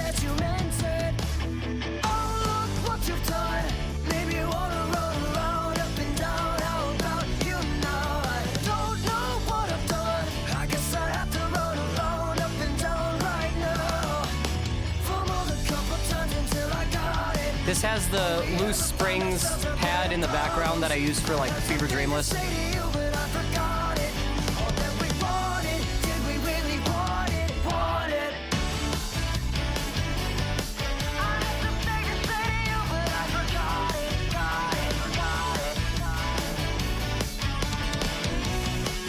I don't know what I want, but it's not this. The idea of like the feeling of this song was like sort of, let me back it up. Okay, the feeling of this song was sort of like there's the idea of like living rent free in other people's heads, and then like you sort of like run into somebody like from your past or whatever, and to you, like, you don't fucking, like, you don't think about that like at all. Like, it's one of those things where it's like such a like prior era, and people ask about like, oh, what's up with this thing, and you're just like, what thing? Like, just having to like re-jog your memory of like, oh, you're fucking talking about, yeah, I don't know. And so like the line, I had something to say to you, but I forgot it. I don't know what I want, but it's not this. That's also a really old fucking line, and it's just the idea of like, at one time I had so many thoughts, so many unresolved feelings, and I just sort of forgot what they are now, because it's such a different fucking.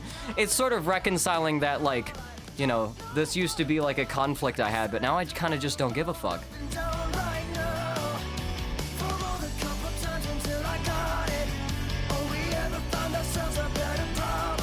I had something to say to you, but I forgot it. All that we wanted, did we really want it? But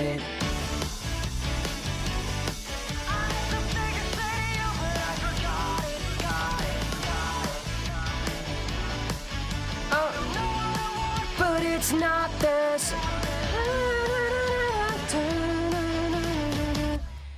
And then this again. I'm used to leaving, feeling sadder than I started. I have that conversation every time I meet up with old family members. Yeah, I feel the sound when I'm departing. I used to be so used to you. I used to be someone. So the beginning, the middle of the album, and this track are titled Like To, Have To, and Used To, respectfully. And they're all based on the same guitar thing. I'm used to conversations leaving room to breathe. I like to think like I was through. I had to get reused to you. And a very like time-worn theme that I use a lot is having like something sound like it's being written like romantically, but being written about like a concept or an idea. And this song is definitely like about getting reused to doing this kind of music and discovering I liked it. But I don't feel right. I used to plan for new days brighter and more open. I used to measure the paths we had to go on. I used to see the difference too. I used to see the future too. That line was originally, I used to see a future too, but I think, like, the idea, I used to see the future too, I just sounded cooler. I would be down for some spontaneous quesadillas. What's really me, unreal to you? Some thought they had me sorted through. So why should I want to try so hard to fly inside of final lights from dying stars? I know that spite might rise high enough for some, but I want to feel alright. And then these chords. Life, it's never a line. Are from Suicidal Lullabies, Head or behind. which is a really old bonus Just track. a place at a time. And I will always be trying to find another reason for another rhyme. And then to cap it off, Another season to tell me the time. referencing both of the major motifs over the album. Whoa. Whoa. That was okay. Let's try this again, though. And then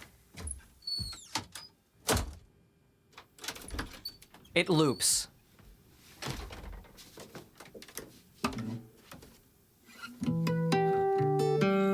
I like to dream into Into the same song. Till it's dark. So I like to scheme, that is the entire album. Let's try this again. That is that's it. This is all of the effort I put in since like January of this year. It is 48 minutes and 50 seconds, and you can hear the whole thing without me talking over it. On Spotify, on Bandcamp, on Apple Music, on everywhere where music is uploaded. And music is streamable. You can find it. It's out there. It's real. I'm just gonna leave that go. I'm just gonna leave it loop. And we can chat. This has been a wild return to streaming and a wild return to like the internet in general. Was it was either 2020 or 2021. I had a like I basically fizzled out of streaming, and I fizzled out of like doing regular releases. I was trying to it's even shorter than here. That's crazy. I didn't even realize that. Yeah, the songs are shorter just in general. Once these scones are done, I'm legitimately buying the whole discography. Oh my god, that would be amazing. Yeah, if you get the whole discography, it's like 30% of the price that you would pay, or yeah, 55% off. So it's like 45% of the price that you would pay for paying. That you would pay if you bought everything separately. Oh my god, I can't talk. Can't ever talk. What's wrong with me? But yeah, that's that. That is this. Everything was recorded in this room or in the room next to here, with all of the real gear and mics and shit. There's very, very little like hardware amps or hardware emulation. I'm using piano samples and stuff like that. I'm using drum samples and, you know, things that I like played with like the V-drum kits and shit. But this is there's definitely way more actually performing and less reliance on hardware tools. Something I noticed when I listened back through Trying Too Hard earlier this year when I did the 10th anniversary shit, is that I used to crank the fucking auto-tune. I used to auto-tune like fucking crazy. Here has less tracks, but they're longer. Oh yeah. Yeah, I've learned that I don't really need. I was saying too fucking much every song, basically. I don't need to say as much per song. You know, the ideas that I'm putting out, they just got to be a vibe. That's one thing I'm learning. I feel like I was a little too like pretentious before with like I would write way too many lyrics and think way too deep about shit. I do have some serious moments on this album, but I'm not being nearly as like I'm not taking it nearly as seriously as I took like songs in the past. It's all really a sort of lighthearted mesh of like, you know, here's me doing this, here's me doing this, here, you know, here's what I think about this. Hey, remember this? You know. But I will say that I think I'm back. I think the like break in other things that I did before this fourth album, I think like the Green Blues and you know, the other High M Case shit and Buzzified as an ARG. I feel like all of that was just sort of kind of a much needed like intermission break away from my my normal like release schedule, and I would be pretty comfortable going back to doing. I have a fuck ton of songs written for the fifth album already. Let me just say that. I got bits and pieces. I got a notes app and voice memos full of like scraps and stuff. So I'm letting that one sit for a little while. I don't want to jump right into the next fucking thing, but I'm going to be doing this. Post-it note versus a sheet of paper. Got to get the vibes condensed. Oh my god. Yeah, basically. Getting better at being more subtle with lyrics instead of filling pages and pages of words. That's what I did with the song It's Different. I had a lot of shit that I wrote down, and I didn't want to. I just ended up not wanting to say all of it because sometimes I feel like you risk being too. No, I don't want to say adversarial, and I don't want to say like repellent, but a little too abrasive. If you just kind of word shit, like word for word shit, you know. I was trying to couch more and more things. I picked like the vaguest verses and stuff that I could for that song, just because I wanted to like, I don't know. There's an art to songwriting. You gotta be specific enough to be talking about something, but vague enough that it's not just exclusive to you, you know?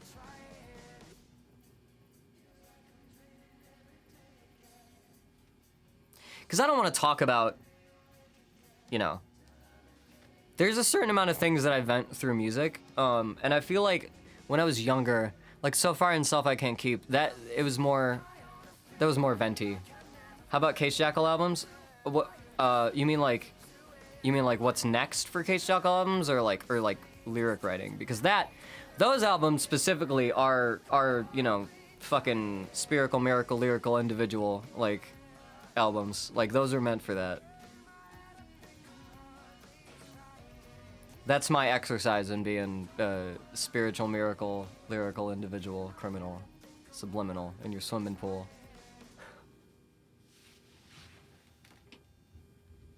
What is that? Is anybody else hearing that? Or is that just me? I feel like I'm going crazy. When there's nothing playing, I just hear this.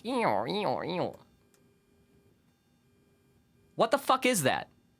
You hear that? Is that just me? The fuck is that? That's so strange. Is it like going through something? Is it like...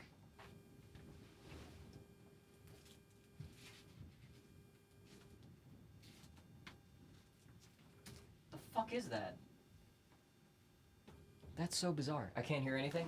Maybe it's just me. Maybe I'm just going crazy. You know? Next album though, I'm gonna start recording with the tube. The tube microphone. I got this after this album was done, and I really want to do more with it. I can't hear anything. Maybe some fans, but no wobbly noise. That's weird. I don't know what's going on with my interface then. Maybe it's interference in like my cable. That's weird. Bizarre. Crazy.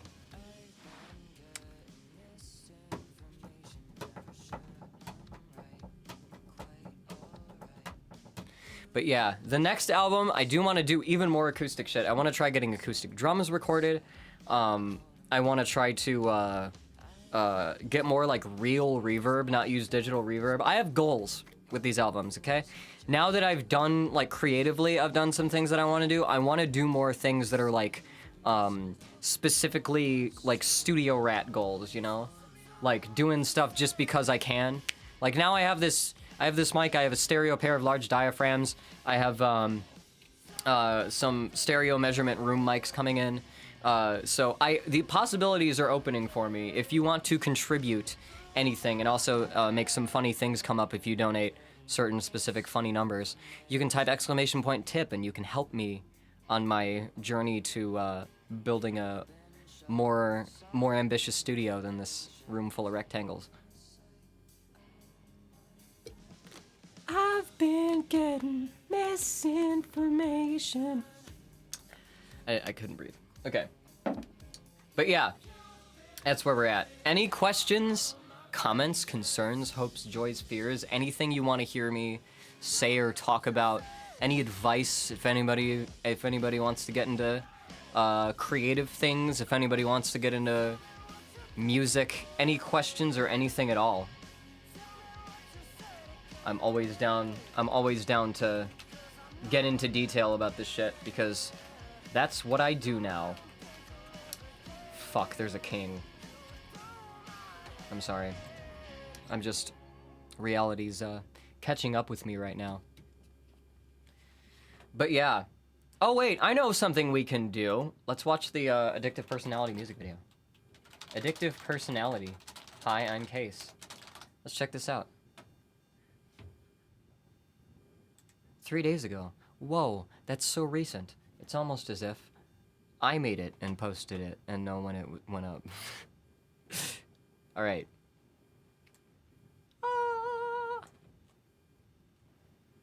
No, I can't see you once and then just leave. Can't have you without making you a routine. My addictive personality makes you all I wanna see.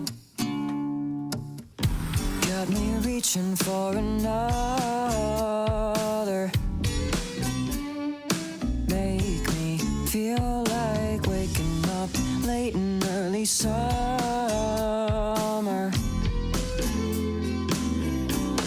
But when it's winter and I'm freezing, I'm not feeling anything. And seasons start speeding, never leave so I can think. No, I can't see you once and then just leave. Can't have you without making you a routine. My addictive personality can't get enough of you with me. You keep me out of spirals when I'm uptight. You feel like sunset and sunrise when it's midnight. When times aren't fine, you say I'm alright. Why do I listen? No, I can't see you once and then just leave. Bad habits falling into bad routines. My addictive personality can't get enough of you with me. I really thought that I was getting better. I felt like I had everything together. Don't really need you, but glad I got to meet you. Why did I believe you? No, I can't see you once and then just leave. Bad habits falling into bad routines. My addictive personality can't get enough of you with me. I'm lost in ways I still don't believe. The draw it no, I don't need you. My addictive personality makes you all I wanna say. Yeah. So that's a music video I did recently. That's this music video, Cassie C says, this music video has no business making me as emotional as it did. I'm glad you think so. I'm glad it hits as well as it did. I had a few different music video ideas to like, you know, as like the lead for this album, but I thought like my whole aesthetic so far has been like colored lights and whiteboards and shit. And you know, I have a precedent of an aesthetic of, you know, using colored lights and whiteboards and shit. Is that wait. Yeah, and here's how I shot it. Hang on. Oh, and now it freezes. Finder froze. That's crazy. How is Finder gonna freeze right at the second I try to drag something in? Oh my god. Me tearing up at tally marks on a whiteboard. The Hyam Case cinematic universe is coming together. Oh yeah, absolutely. Very simple music video in terms of... Yeah, that's kind of like... That's what I like doing. I like the idea of having like a minimalist, like, you know, having very few elements, but being able to like tell... Like, I like storytelling with a very like finite amount of elements, basically. What is this fucking gonna load? Why does Apple hate, like, what? Okay, what the fuck is going on here? That's crazy. It was just open. Hang on, let me do this. But yeah, yeah, here it is. This is how I shot the video. Literally, I just had, this is a mic stand that I'm hanging the phone off of. And I just kind of would sing each syllable to myself and like hold it out. Like, no, I... And then like hit record. And then, can't see you. Like I was just like doing that for like 2 hours, frame by frame by frame. You know, like, dun, dun, dun, dun, dun, dun, dun, dun, and, you know, just like fucking it took an afternoon. It just took like one afternoon to do that and then get all the footage and put it in place. And then over the next like day, the next night and the next morning, I had pretty much edited it down. But that was fun. I'm trying to think of more things to do with that, that kind of format, that kind of setup, just because it's like, you know, it's easy, but it's hard to think of more creative applications.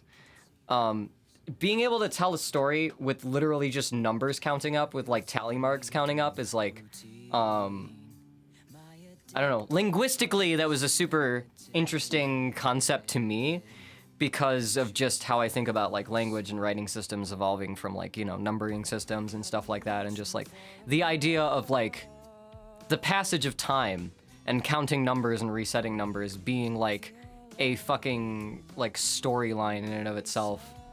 And then using that where like everything you see in the visuals of it, like, you know, how neat the tally marks are and then they get messier, how neat the board is and then the board gets messier. They're, you know, wiped off really neatly at first and then they get smudgier and smudgier. And they start like bleeding at a certain point. Like I just, once I got into it, I was like, oh, I could do this. Oh, I could do this. Oh, I could do, like, you know, all of the possibilities started to come out, and I gotta find another thing like that. Gotta find another idea. The Days Without You ties everything together. Yeah, that was an afterthought. I wasn't exactly sure if I wanted to like have that in the video. And it's like, it's one of those things where it's like, you know, addictive personality. It's talking about like addiction in some way, but like the way that it is, like you could attach that to like anything. It could be any drug. It could be any like other bad habit that isn't a drug. It could actually be about a person that you think is bad for you. It could actually be you know, about like a fucking, you know, situation or a scene that keeps you coming back even if you know, like, like the idea of like Days Without You. Okay, who is you? Is it a personification of a drug? Is it a person? That, and this is just an analogy that sounds like it's about drug. Like what is, I wanted to leave that whole thing, you know, confuse it a little bit. My original idea was to do like a 360 video of like a support group, you know, and like it would pan around with me in different outfits, like people reading like prepared speeches and shit and giving it like half-heartedly. But like I couldn't, I don't know, there was too much, it was hard to like make that impactful, it was too silly. It would end up with me being like me wearing like dumb hats and dumb glasses and trying to fucking make a statement, and I just, you know, not congruent enough.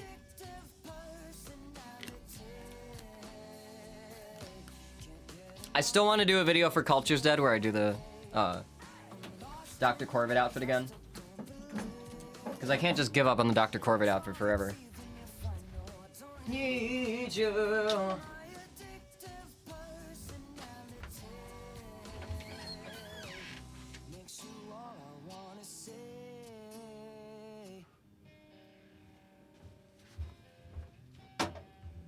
Sorry, I keep darting around here. The tally definitely leaves it open to being about any sort of addiction, which I think is fascinating and very good. Thank you. I don't know. I like leaving. I don't know. I like leaving a lot of stuff open. And what I realized about writing double and triple entendres into shit all the time is that I don't have to stick with selling each part of the entendre. You know, like people can fill in the blanks in the way that they want to.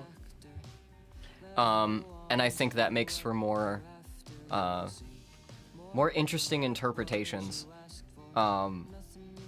It's weird because like the song that blew me up was Smoke Damage, which is the most specific, me saying very, very specific things about my situation. And like a lot of people heard it and they're like, I relate to this so much. And it was like, whoa, your house almost burned down?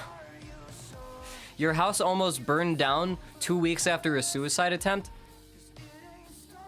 But then I realized, you know, like, a lot of things, even if you want to paint, like, flowery language, people will project their own meanings of the flowery language, no matter how little sense it makes, to you. Like, people will find their own meanings and shit, and I think that's crazy. I think that's a crazy thing about music, is you can sell the emotion, but what that emotion evokes, like the manifestation of that emotion in different people is gonna be different. Let me get some real ass water, hang on.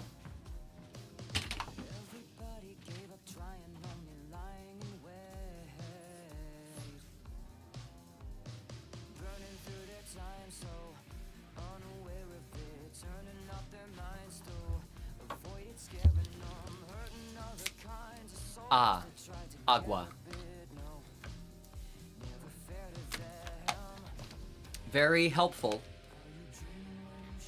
when you're screaming your lungs out for 6 months straight on camera. I think this album probably has the biggest like range of like screaming to like really soft, quiet, whispery vocals. I think like I do the furthest stretch of either on this album.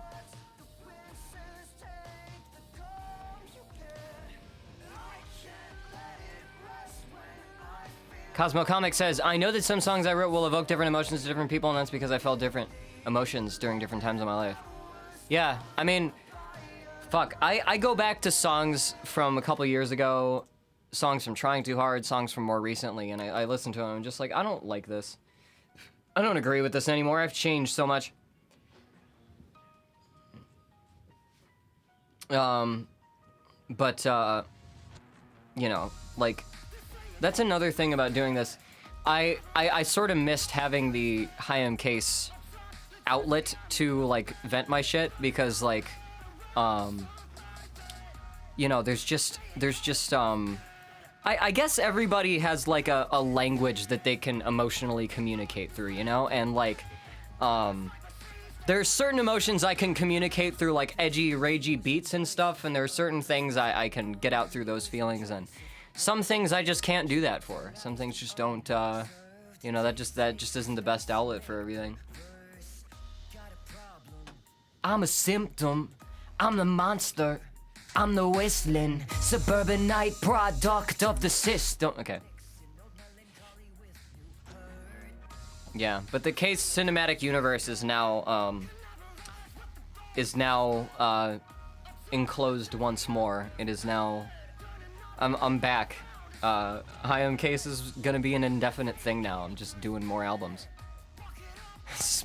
Spoonie screaming. God.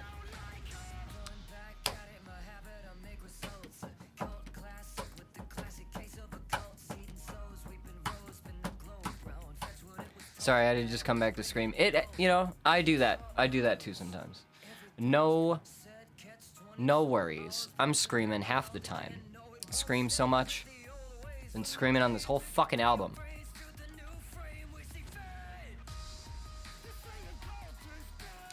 I guess I've also learned, like, there's a way to scream where it doesn't, like, affect your voice much.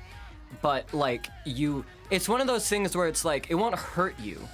But, if you do it, if you sing like this one day, you cannot sing quietly the rest of the day. Like, I'm learning that. I'm learning that there's like, and I'm also learning that there's like certain times of day where it's most optimal to sing stuff. Like after 11 p.m., like you can't really get good vocal takes in anything. That's another thing that I've learned. That's a pro tip. When you've eaten last and how sleep deprived you are, it affects your voice so fucking much. You can drink honey tea, honey lemon tea, throat coat tea, all you want. But if you are not well rested enough, like you're not gonna like, you're not gonna fucking, like, range will not be there. You'll have to push yourself way too hard. It's a whole thing.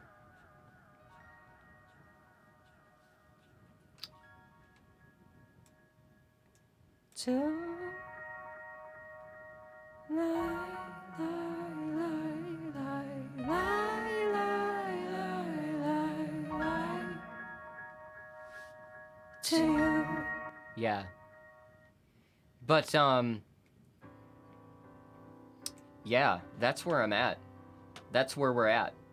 That's the album. Here's what I'm thinking of doing. I'm thinking of going into Bandcamp right now. Bandcamp. Let me go into tools. I think I have codes for this album. Let's see. Where is it? Now what? You've done all 4 seasons. What will be next? I guess it will be. I mean, like thematically, I wasn't trying to do all 4 seasons. If you want to continue that narrative, you can follow that theme with whatever I do. But I don't know. I don't know what the central theme around the 5th album will be. I just know that I want to do one. Gotta go run some errands. Love the new album. Think it sounds fantastic. Thanks so much for stopping by, Pumpkin Mars. I appreciate listening through this whole album and my commentary. I'm glad you like the album. I will see you around. Have a good night. Have a good evening. Have a good afternoon. All that, you know?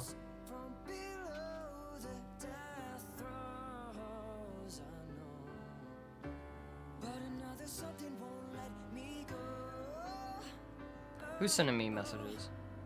No, there's something I hardly know. Oh. Where the fuck is my new album? Where is it? Here we go. Let's try this again. Let's get 100 codes.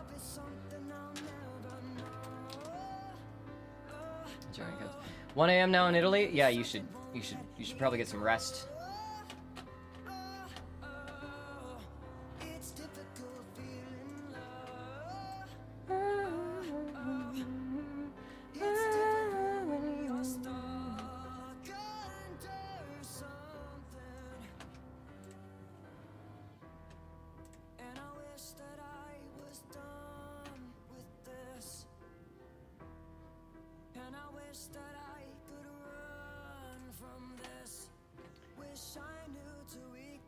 Alright. Alright, let me make sure I can open these codes here.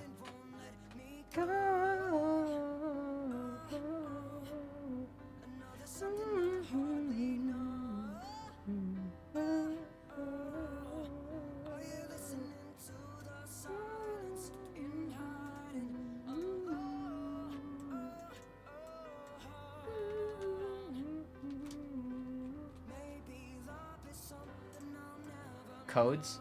Yeah. Yeah. I'm making download codes on Bandcamp. That's what I'm doing. So that, if anybody doesn't want to spend the $8.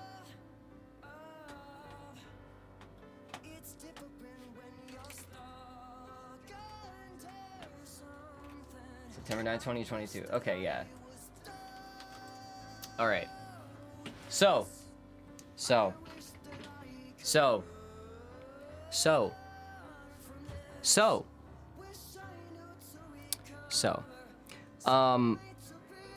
Fucking, we're doing a fucking, we're doing a cover album after this.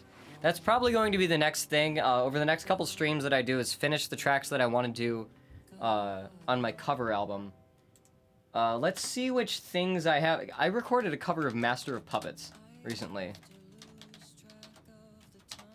And I still want to do the bass for it, and I still want to record real ass drums for it. So I may be doing some of that off screen. But I think that may be the next thing that I put out at all is my Master of Puppets cover. Just to sort of reintroduce my series of covers. There's a few more songs that I want to cover. And I think they'll be fun. And I think they'll be, I think they'll be risky to actually cover on, like, doing them on stream. But we will see. We'll see how well that, people take, or, you know, how well Twitch takes to my, my bullshit. Let's see. Let me see. What songs do I still have to do for the album? Songs...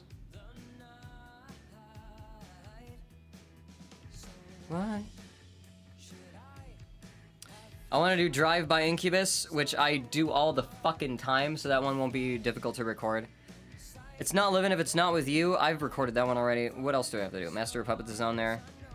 Going to bed now. Have a good night, Cosmo Comic. Thank you so much for showing up to the stream. I wanna do a cover of Dreams by Fleetwood Mac. That's one thing I want to do. The thunder only happens when it's raining. Players only love you when they're playing. I want to do that song. That's the song I want to do. I have Learn to Fly by the Foo Fighters on here. And I did want to do that as my Foo Fighters cover. But since Taylor Hawkins died, I kind of want to do either like My Hero or The Pretender.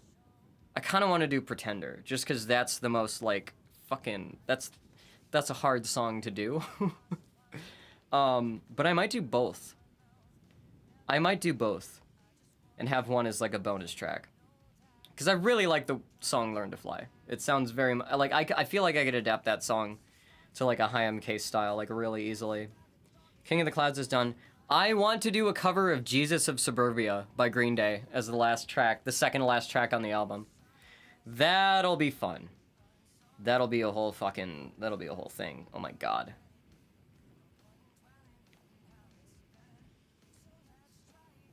Oh, I wanted to do Teenagers by My Chemical Romance too. I'll see if I can fit that one in. That'll be difficult.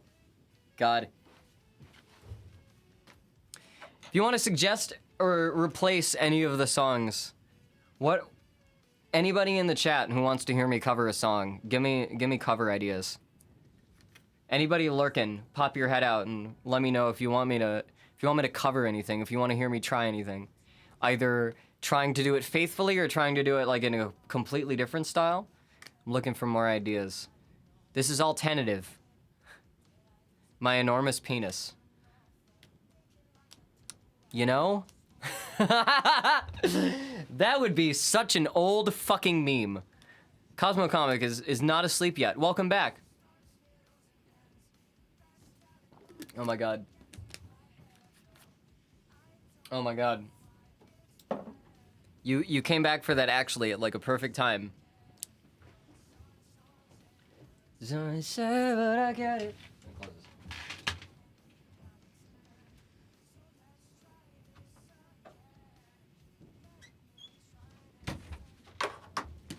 Poets of the Fall. What song from Poets of the Fall? I'm not familiar. I'm not gonna search on stream. Hang on. Poets of the Fall.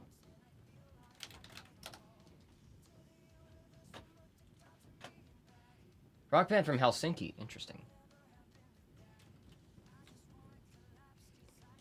I don't know any particular songs, but maybe something by Jukebox the Ghost. I've not heard of them.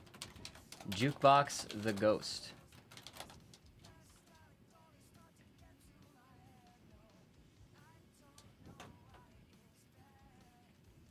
Some weird thing. Here's an interesting thing about me. Is a lot of the music that sounds like me that's out there. A lot of the music that like shows up to on like what people also listen to. I'll have no idea.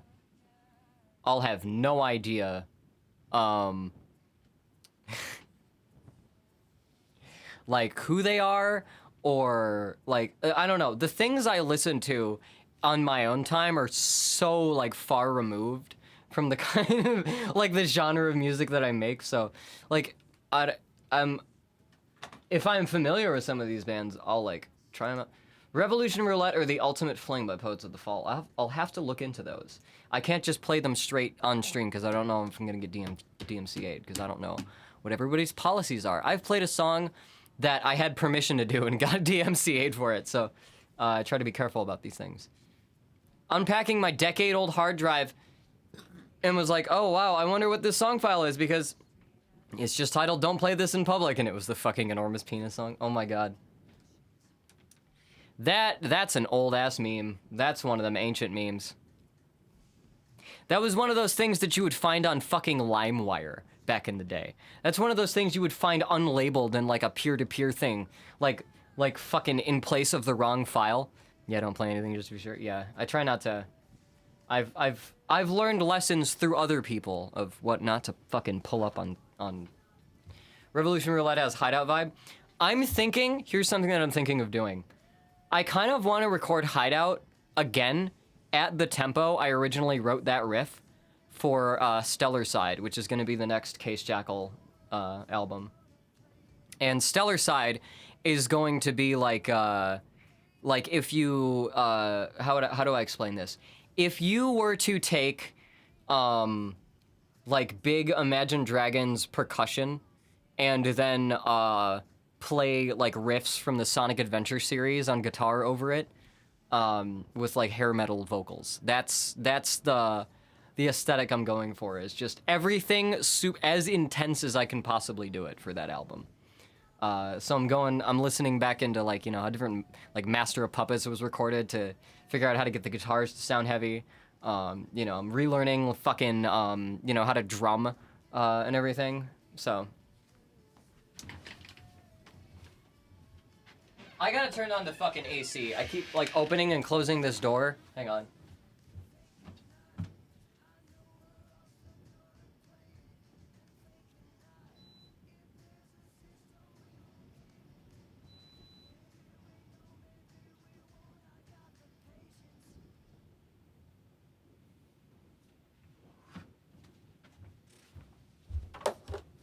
All right, Stellar Side, yeah. Yeah, that one's gonna be fun. That one's gonna be so fun. I could break out my guitar right here, and just start playing shit.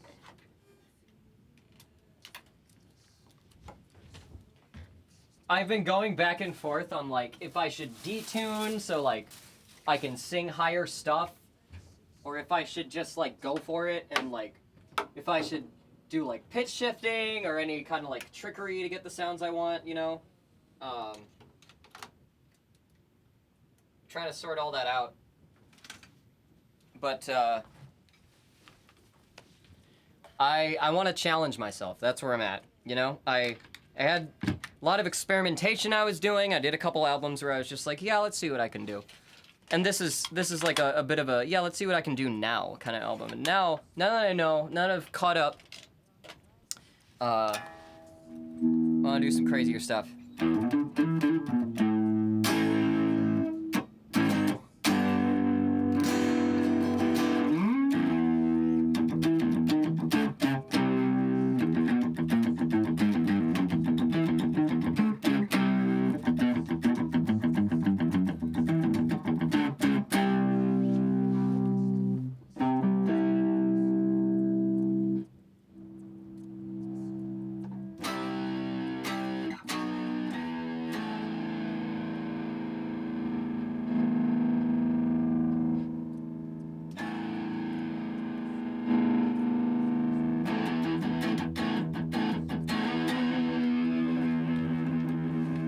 Now we're in it.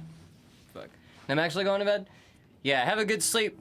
Thank you so much for showing up, Cosmic Comic.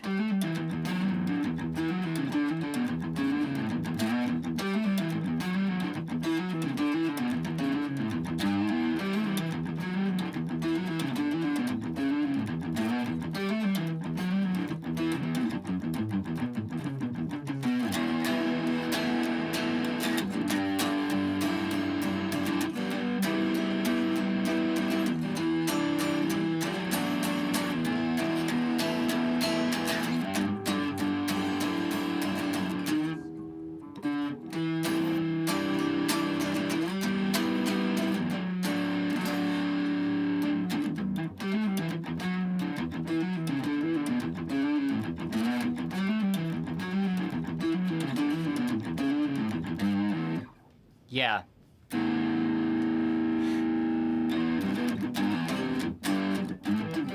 Va.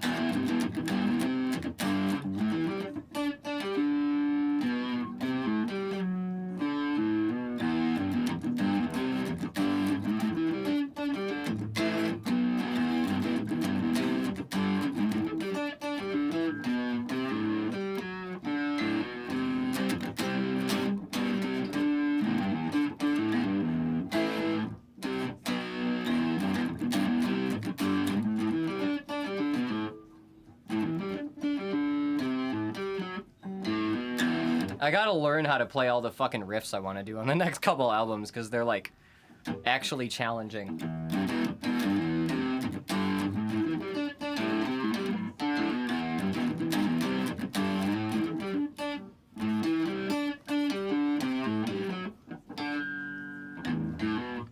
Oh, I see what's happening. There's fucking engraved numbers at the end of this pick. God. That one's too thin. This one's right. That's what happens when you punch picks out of a fucking, out of credit cards.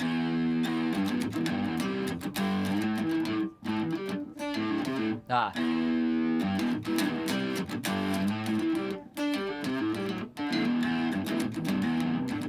Ah.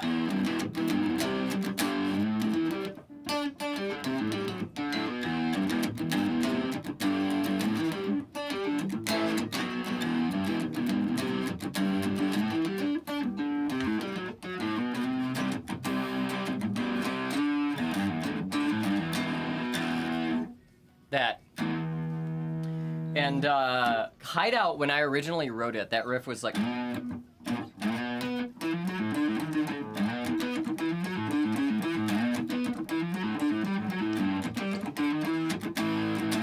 And I would want to do like another version of that song like at that tempo.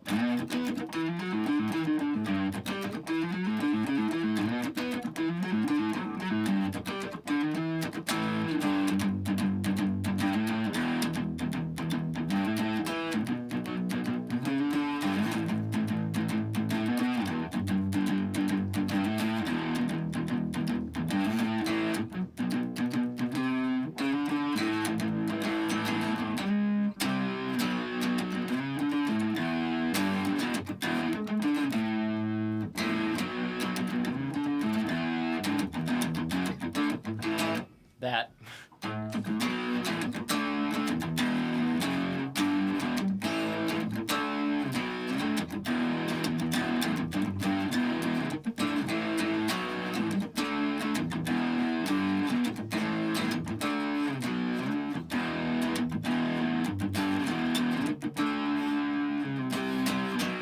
Yeah. Faster.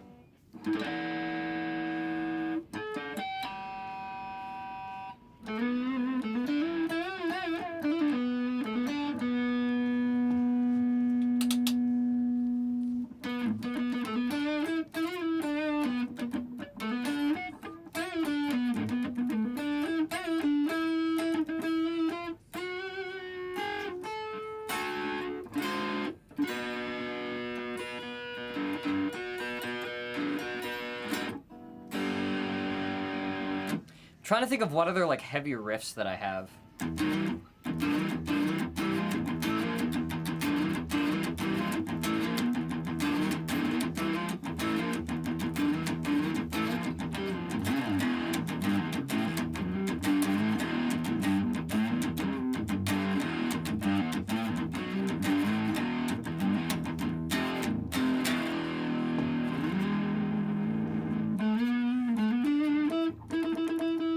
But to figure out what this mystery cheese is, it's a really good sharp cheddar. Oh my god. Mystery cheese discovered.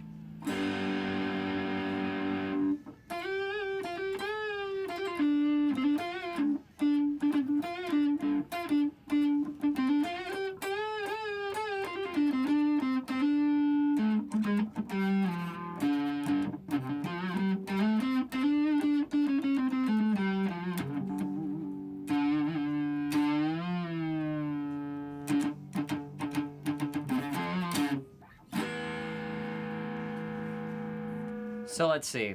I need to have like 7 tracks for Stellar Side. So I got to think of like some fucking heavy ass riffs. That's gonna be the next Case Jackal thing. I want to make sure.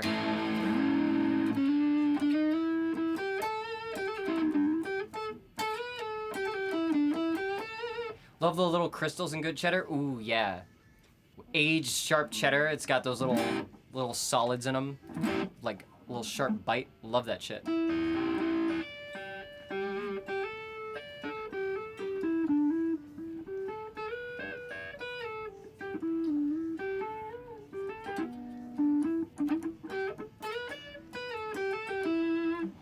Super concentrated cheese flavor.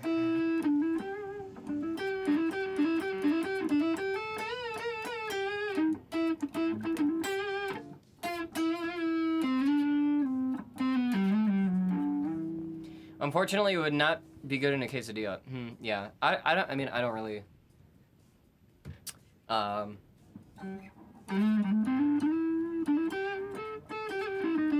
indifferent. I don't really need cheese.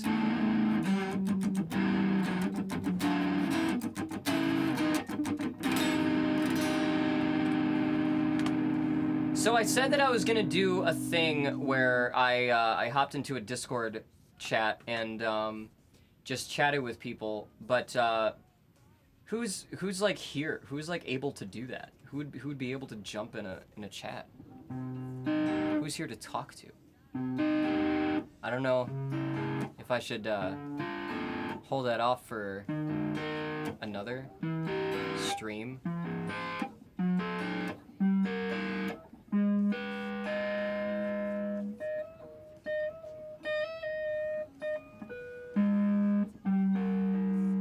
Because I'm just going to be sitting here eating a quesadilla. That would not be interesting. I'm tired. Yeah. That's the thing I'm worried about is like...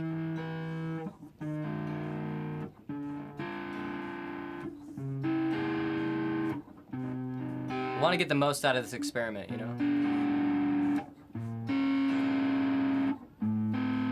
It may be better to put it off until another day.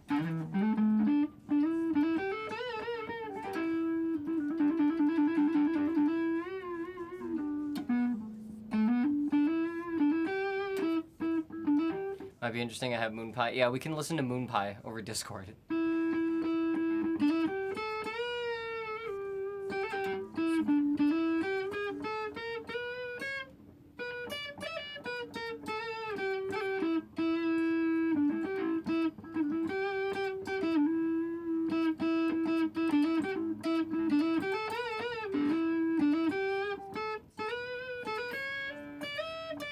Cass, I believe I saw one of your TikToks that was that was too stuck under something, or it's different.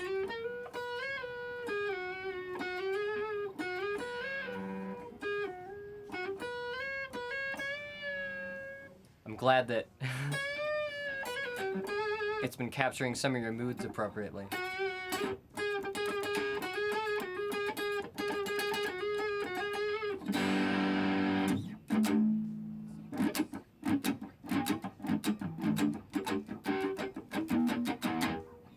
I don't know what I could do for until quesadilla time.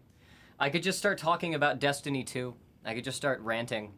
Not ranting, but just spieling about the current Destiny 2 seasonal story. Or weird technical shit that I've been reading.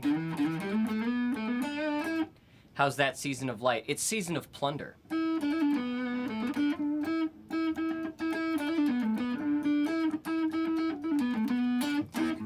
It's a pirate-themed, everything's pirate-themed now.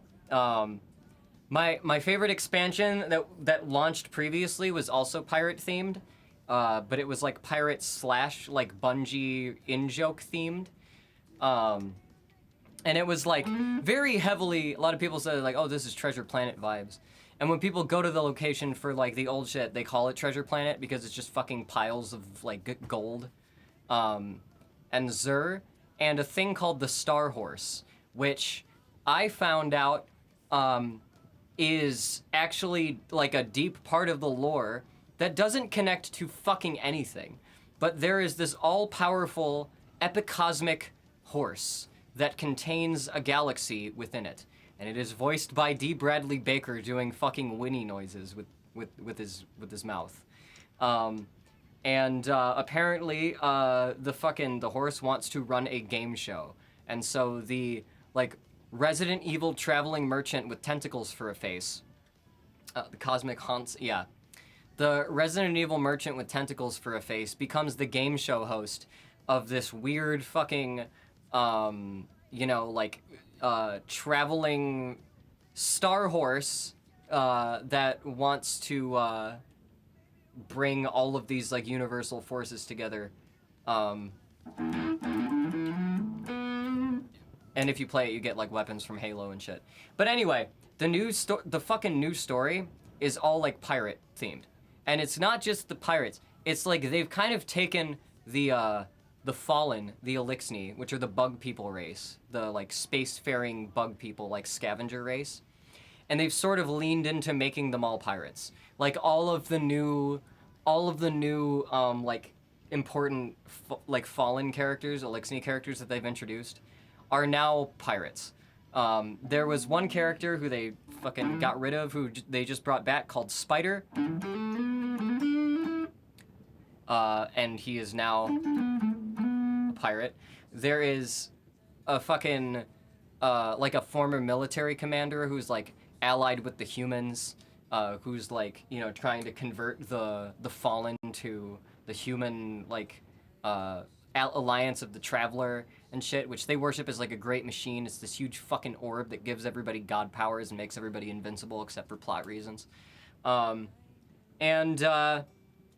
Basically, a boss from the last expansion, Aramis, the ship stealer, who's the Ice Queen, who broke out of her ice prison, and is now running a fucking pirate brigade with stolen ships from Spider's fleet and stuff. And so all of the activities are jumping back and forth between pirate ships, launching cannonballs and shit at them, and having a bunch of like crazy bug people as your allies as you fight through pirate shit. And there's weird like digitized bit crushed like those fucking whistles that they do and stuff like that.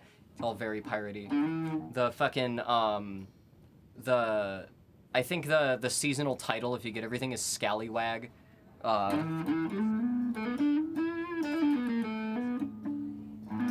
There's an ally you can summon named Skur-V.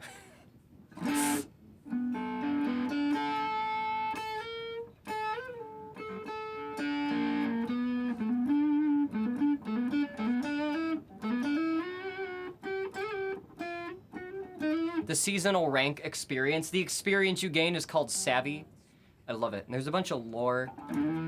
All the weapons are like bug-themed, like blunderbuss, like old, like Victorian-looking shit, but with like buggy keratin spikes on it. Love that shit. The best alien pirate name. There's an ad of one of the old dungeons whose name is RM80, like ARM80, and it's like the fucking flying parrot sidekick, like sniper shank of one of the bosses. I love it. I love this fucking season. I can't play Destiny on stream anymore because it like fucks with my laptop. It like freezes too many times. It just ends up being frustrating, so. Because I would have just done a holiday, like, chill out, let's get some pirate progress in Destiny done, but...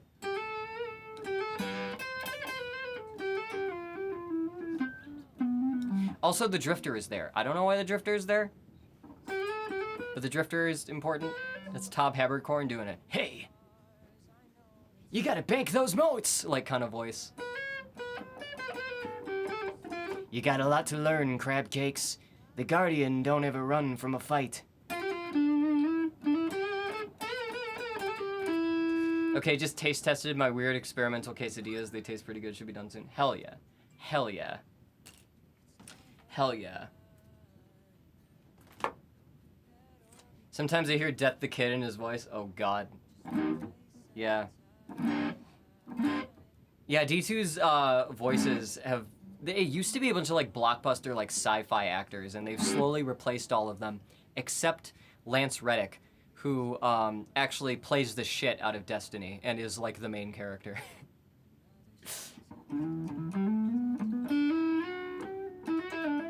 There's videos of Lance Reddick, who's like the fucking... He's Zavala. He's Commander Zavala, like the highest ranking, most eternally immortal Guardian.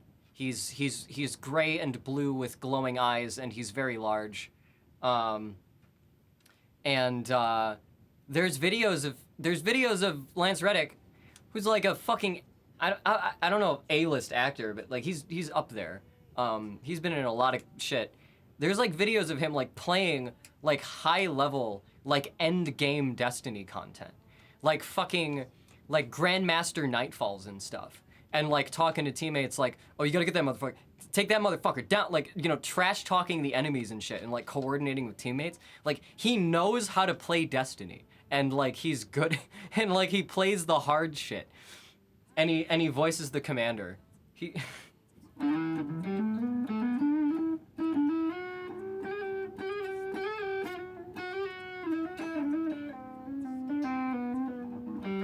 And the voice of Crow, who's basically a Shadow the Hedgehog Gajinka, also will record like messages to fans in his fucking, here's my dark and gloomy Crow voice. Like he'll just like record shit for people. John DiMaggio is also in the game, and he plays a fucking robot who like fixes guns and shit. So he plays like Bender with amnesia. It's great.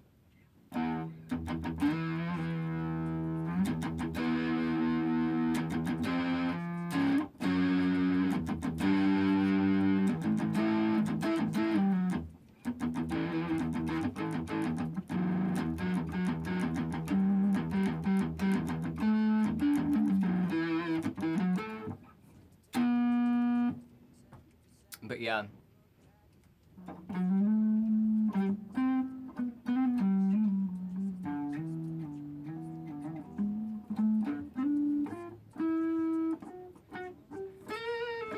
That whole game has a lot of shit to do with like weird sacred geometry stuff and weird like new age, like people they read into conspiracy theories and like the, you know, the sort of like semi-proven like quantum physics stuff, and they wrote the whole thing around that.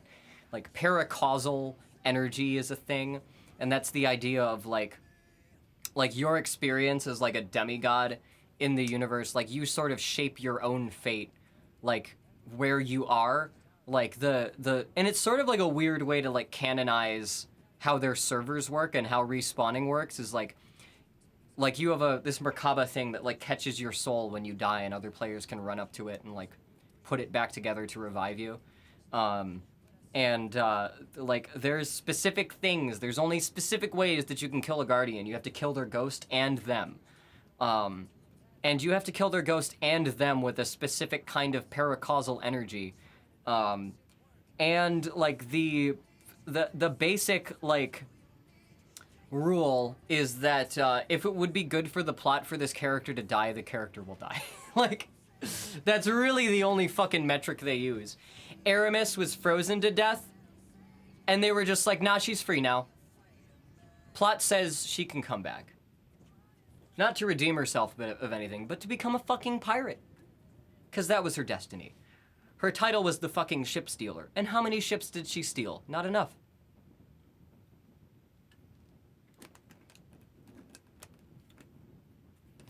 Aramis is just such a fucking... They still sort of hammed it up with the villainry. Like, she is kind of, like, unbelievably, like, fuck you to different people. For no reason. Like, Varix, who's just, like, a loyal servant to whoever the fuck that he serves. He's one of the other Elixni. He, like, starts running from Aramis because she's getting too, you know, power hungry with the ice power shit. And Aramis finds him, freezes him to the ground, and then is like, how dare you run from me? And then rips his arm off. He has like a robotic arm, and she just rips it off and just takes it. And he just doesn't have an arm for the rest of the game. He's just like, oh, this is fine. Like, how dare. Yeah. Justice for Varix's right arm. Left arm. I forget which one it is. Right arm.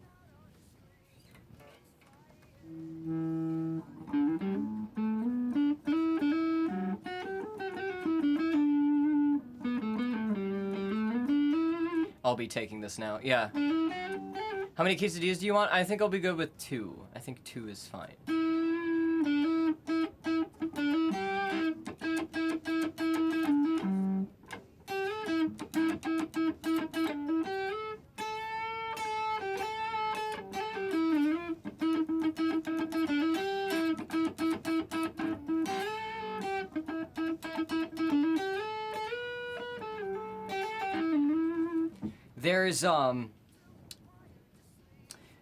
There's an interesting, like, story parallel that's happening, because last season we found out that, like, Zavala had, like, a wife and kid. It was always in the lore, but they never really, like, brought it up.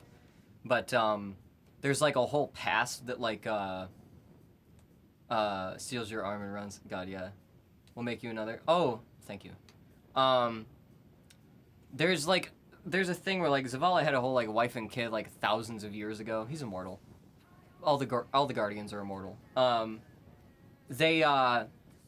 And so, like, there's this whole thing where you go through, like, the buried trauma of all these characters, and you find, like, how they internalize the lessons that they've learned, and how they're, you know, it was called Season of the Haunted, and it dealt a lot with, like, different like, characters' trauma.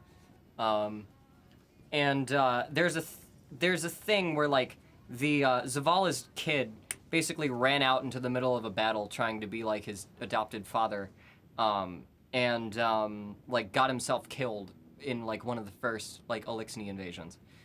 There's a thing that's going on now where Mithrax, or Misrax, or whatever the fuck his name is in Elixni, there's bug racism apparently if you pronounce his name wrong, the fucking, like, main, like, leader of the human allied Elixni faction, is his daughter is like a scribe, like a history keeper for the whole, you know, the whole of the of their, like, bug tribe basically, who's fled to Earth. And so a couple seasons ago, she, like, gave a bunch of the exposition, a bunch of the information. Now she has a character model and is visible. And she's like, she's young and naive and inexperienced and sees the best in things. And Miss Rox is like, stay out of the pirate shit. And Spider's like, you should get involved in the pirate shit even if your dad doesn't want you to be, ha ha ha. And Ido's like, what is going on? I want to know more about the things that are going on. And the drifter is doing this. A drifter, like, you know, demeans her and calls her crab cakes and says, like, you're fucking naive. You don't know shit. Ha ha ha. And so Ido's now getting really involved in this pirate shit. And I feel like there's going to be a parallel between Mizrax and Zavala at some point soon with Ido. And that's just my speculation. There are a lot of people who will read into, like, every fucking angle of the lore and make better predictions. But just my loose understanding of story structure, now that I know Destiny actually follows it and isn't just fucking spaghetti thrown at the wall, it makes sense in the story for, you know, Mizrax to be like, stay away, don't get involved, and for her to get involved anyway and die. I just kind of see that happening.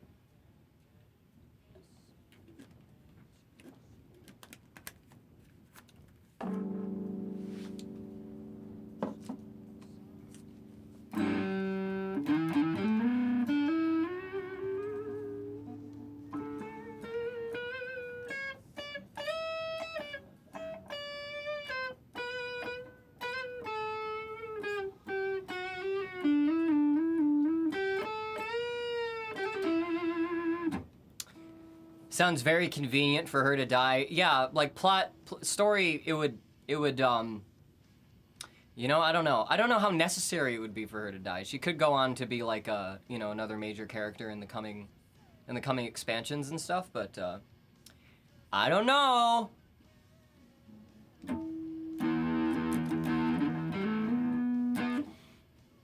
Destiny also just kills characters off like randomly sometimes. Like, sometimes you won't see it coming. Sometimes, like, they'll just be like, you know what? It'd be great if we didn't have to deal with this character anymore. Or it would be really impactful to the story if we just, now you're gone. They did that with Cade, who was like the Sonic the Hedgehog kind of character. He was voiced by Nathan Fillion. He was like the, whoa, yeah, action adventure. He was annoying as fuck. I hated him. But they killed him off. Just sort of at the beginning of one of the expansions. The first expansion to Destiny 2.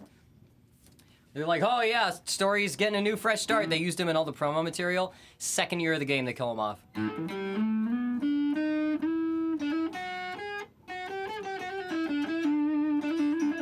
And they replaced him with Crow, who, before he was like reawoken.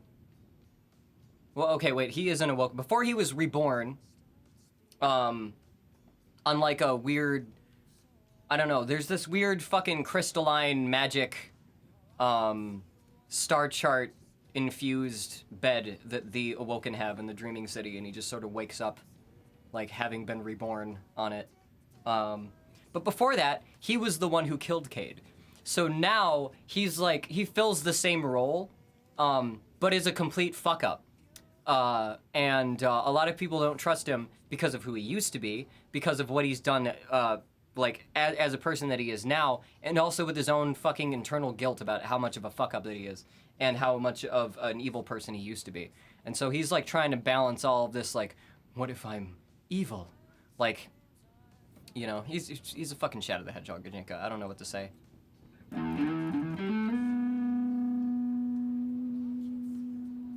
The girl he cares about is named Mara instead of Maria, but it's you know.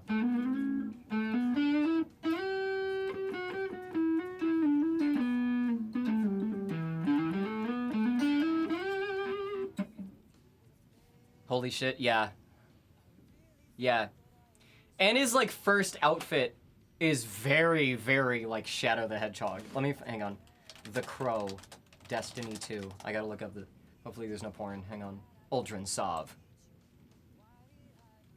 Yeah, look at this guy. Look at this guy. Look at this fucking angsty ass motherfucker. Cinematic parallels. He used to be like a servant of Spider, so he had Spider's logo on him. But look at this fucking edgy ass motherfucker. Look at that. Look at that. Unreasonably edgy.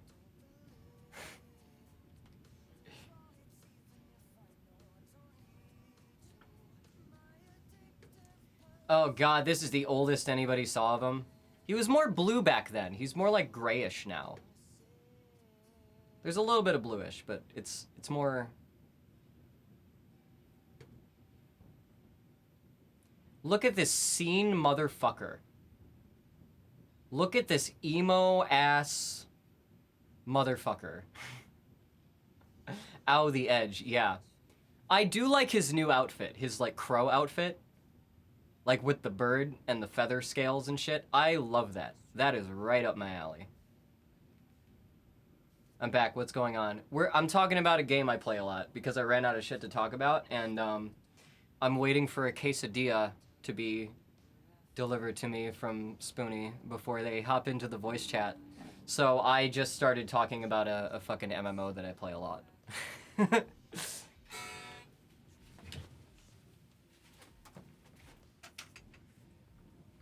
There's space pirates, there's fucking crazy bug aliens and space elves and robots and...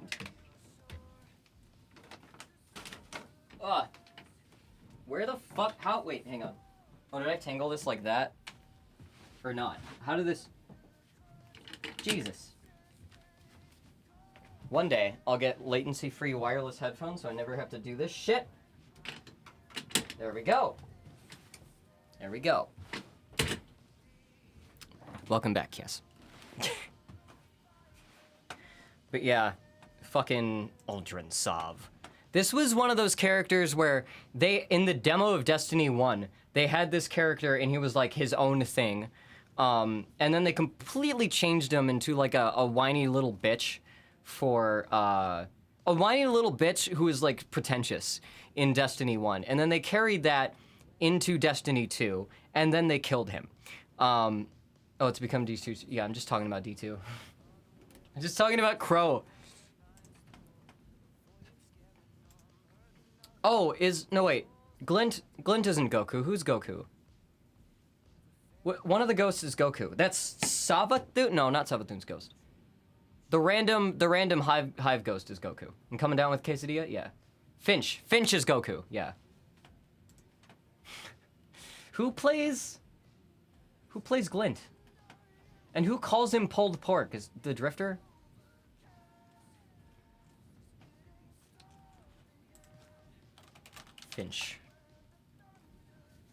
Finch, there he is.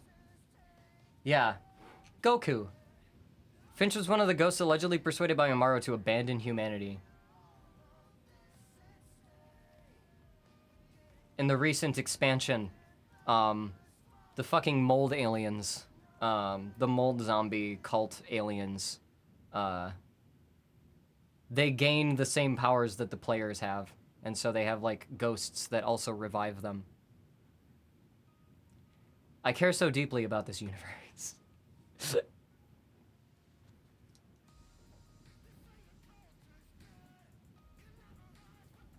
Anyway, I'm gonna be getting a quesadilla soon. I'm excited. Kinda low on calories. I'm gonna need to eat me some quesadilla. Quesadilla. As they say in, you know, nowhere. But yeah. Fuck. There's so many good characters in Destiny 2. There's Keitel. Which is so very much, very similar to one of my OCs. She's like the daughter of like a corrupt, like, warlord of the Cabal, which are like these huge space rhino people. She's like 8 to 10 feet tall. Yeah, here she is. She like inherits the empire of the fucking all gold everything Callus. Hello? Oh. Thank you. Might be a little messy for listeners. For your headphones. Huh? Yeah. I'm back. I'm back with quesadillas. Spoonie has brought me quesadillas. Alright. Fucking the last season, like the title was Reaper. And there was like a whole activity you could play with, like, you know, picking up scythes and shit.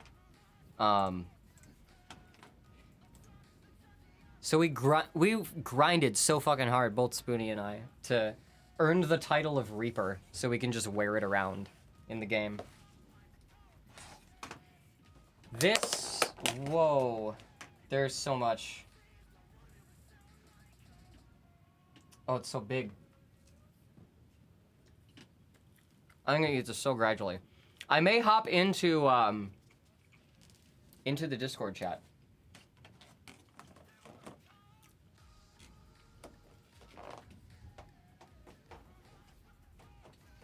I'm not super hungry. I feel like I'm too caffeinated.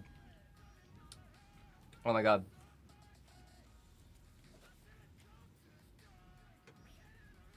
All right, let me pop in here.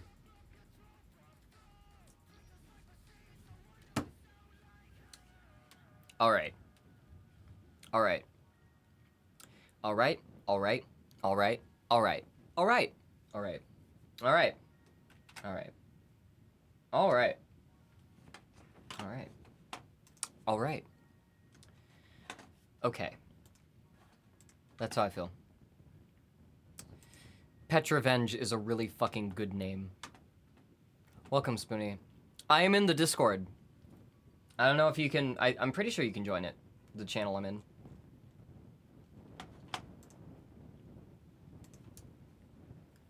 Oh shit, yeah. Acting Regent Commander Pet Revenge. I like how she just has the word revenge in her name. Might eat before I join, but I will be down. Hell yeah. Hell yeah. Pet Revenge. Yeah, basically. She hates, she hates Crow. She hates Aldrin Sov. Not a huge fan. There's like, in the first few seasons after he like was reborn, like all of the characters are trying to keep the two of them away from each other and trying to keep the two of them from like fucking knowing about each other's existence. A lot of people hate Crow. Yeah, because he fucking killed one of like the action heroes of the universe. He killed Sonic.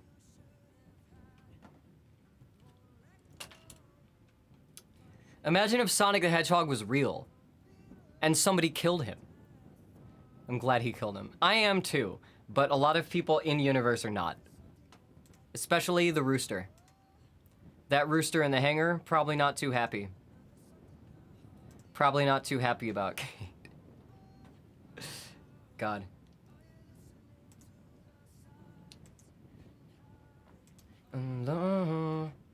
That rooster doesn't know. Yeah, there's no way the rooster could know.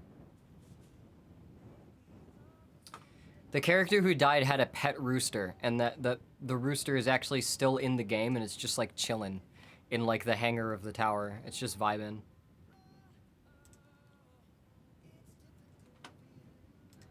God.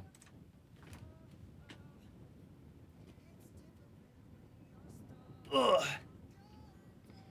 Saint 14 feeds the rooster. Yeah, that's a canon thing.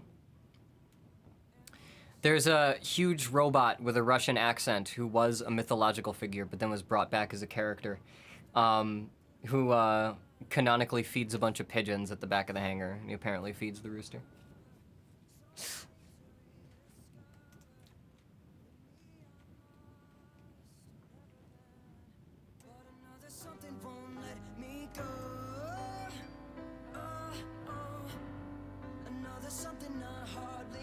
This game sounds buck wild. It's pretty insane. It's absurd. The rooster's name is Colonel, yes.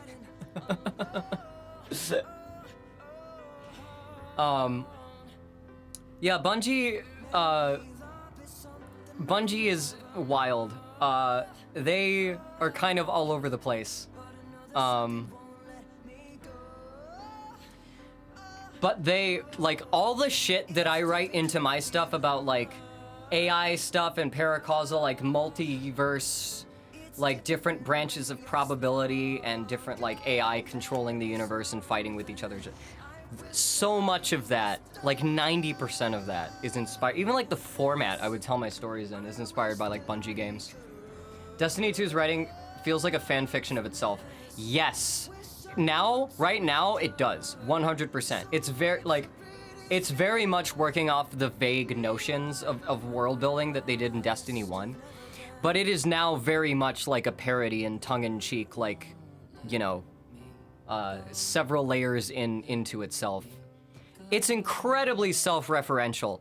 Though, down to, like, the names of the weapons, the ways that characters, like, word certain, like, phrases and stuff, there's a lot of, like, mechanical computer science kind of repetition that is, like, baked into, like, the nature of the universe. And I like that. I like how tongue-in-cheek they get about, like, you're playing a video game! And how much they bake the, you're playing a fucking video game, like, into the lore.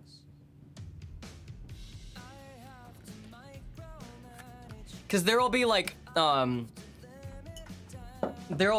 lore cards on some of the weapons. Everything's basically told in these huge fucking chunks of text that you can easily miss. In, like, lore cards that you unlock, in descriptions of weapons you find sometimes, descriptions of armor you find sometimes. It's, pretty wild, but you can miss, like, most of the story and just get caught up in the pretty visuals and crazy bullshit going on screen.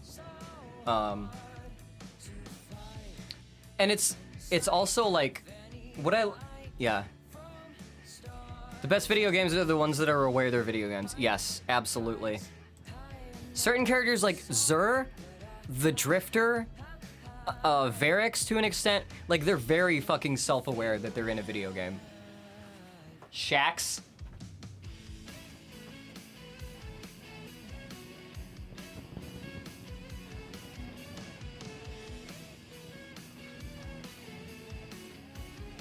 There's like,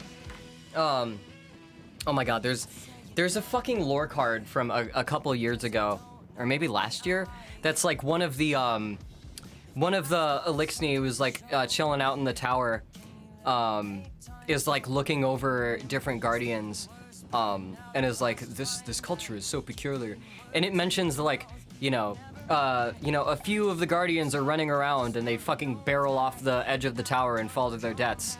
And they revive each other and instantly break into spontaneous dances. And it's like, that's a thing people actually do when they sit around the fucking social space. They'll just go running off the edge with a group of people and then, like, respawn and do fucking... they'll line up and do caramel dancing emotes, like...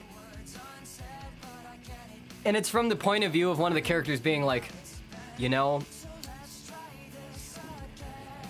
Maybe our culture is a little hard to understand, like...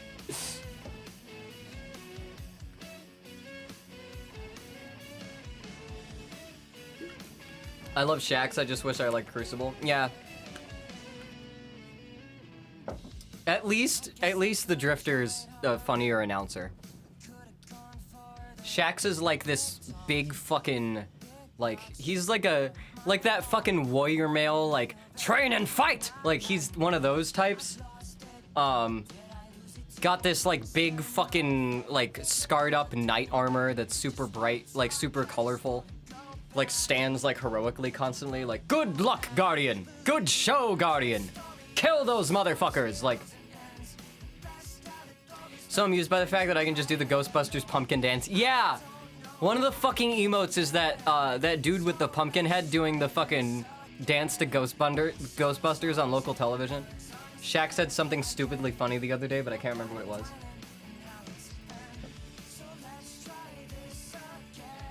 The Exos are cool.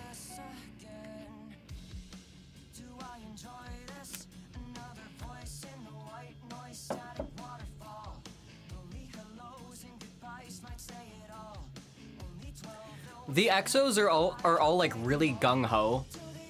The Exos are all just like, I fucking know I'm gonna keep... There's one that's like has been like stuck in a time loop forever, trying to like prevent different alternate futures where both her and her sister die. And she's just like, fuck it, this is my life now, here I go. And she's just like super like gung-ho about it. Like through the first game, she's like, one of the lines she says is, I don't have time to explain why I don't have time to explain, just pieces the fuck out. One of the Exos who created the Exos split himself into two. He made a battle robot of himself that is like, you know, human-sized and can go fight. And then he also put an AI version of himself into a giant fucking head in the basement of like a robotic facility that is gradually turning people to robots. Like gradually consolidating people's memories and shit and then putting them into robots. And like all Exos just kind of spring from this frozen moon of Jupiter. And one of his alternate selves ends up being reset, like his fucking memory gets reset like 44 times. And he becomes Bender. He becomes John DiMaggio's character in the tower, who just sits and works on weapons and can't remember anything.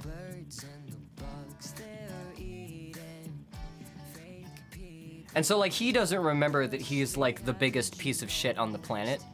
Like, in history, in all of human history, he has no fucking memory of that. There's a sword you get, which comes with a skin called Leith's Mercy, which is, like, that's the river that, like, makes you forget everything.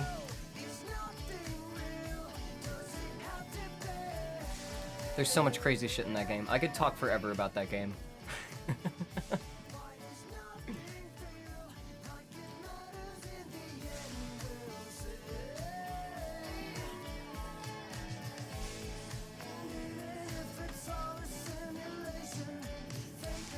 If you get enough medals in a row, if you do enough crazy things in multiplayer, Shaxx literally tells you, "We ran out of medals to give you," and gives you a medal that just says, "We ran out of medals."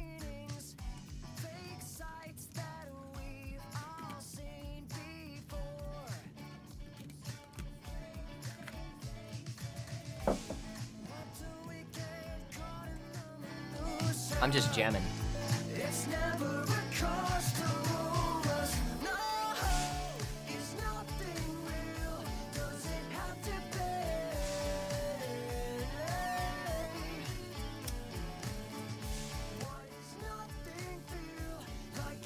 But yeah, I play like one video game now, and I know way too much about it. I've been fully absorbed by the Bungieverse. One thing I want to do eventually on stream is play through and dub over one of Bungie's first games, where all of the story is through like terminals that just have sometimes some like, you know, shitty 90s pixel art, and then like a bunch of pretentious like angry speech at you from like an AI that's trying to become omnipotent. I found the line he said. Oh my god. But I really fucking love Marathon Durandal, and I wanna show it off on stream sometime and just introduce people to it. There can be poetry in destruction. Now write me some poetry. Do it! God.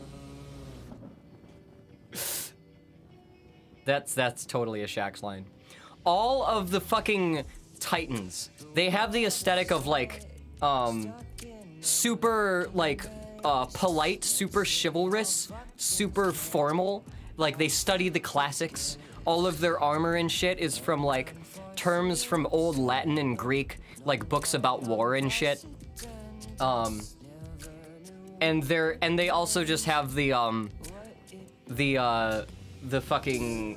like fan connotation of like crayon eating idiots who just are strong and punch things and break things, which is how they play. They are very throw your weight around. But then, you know, the NPCs that are Titans sell the Titan image a bit differently. They're all pretty fucking warrior male.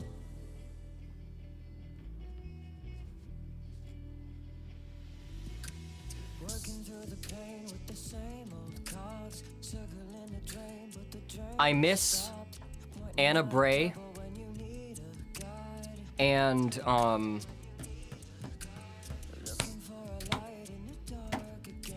I miss Anna Bray. She's the only one I miss. The rest of the characters they're fine. They don't need. All right, can I join the call? Yeah, it's the stage chat on the Moon Temple Discord. You should be able to join it. If not, jump into the VIP lounge and I'll drag you in.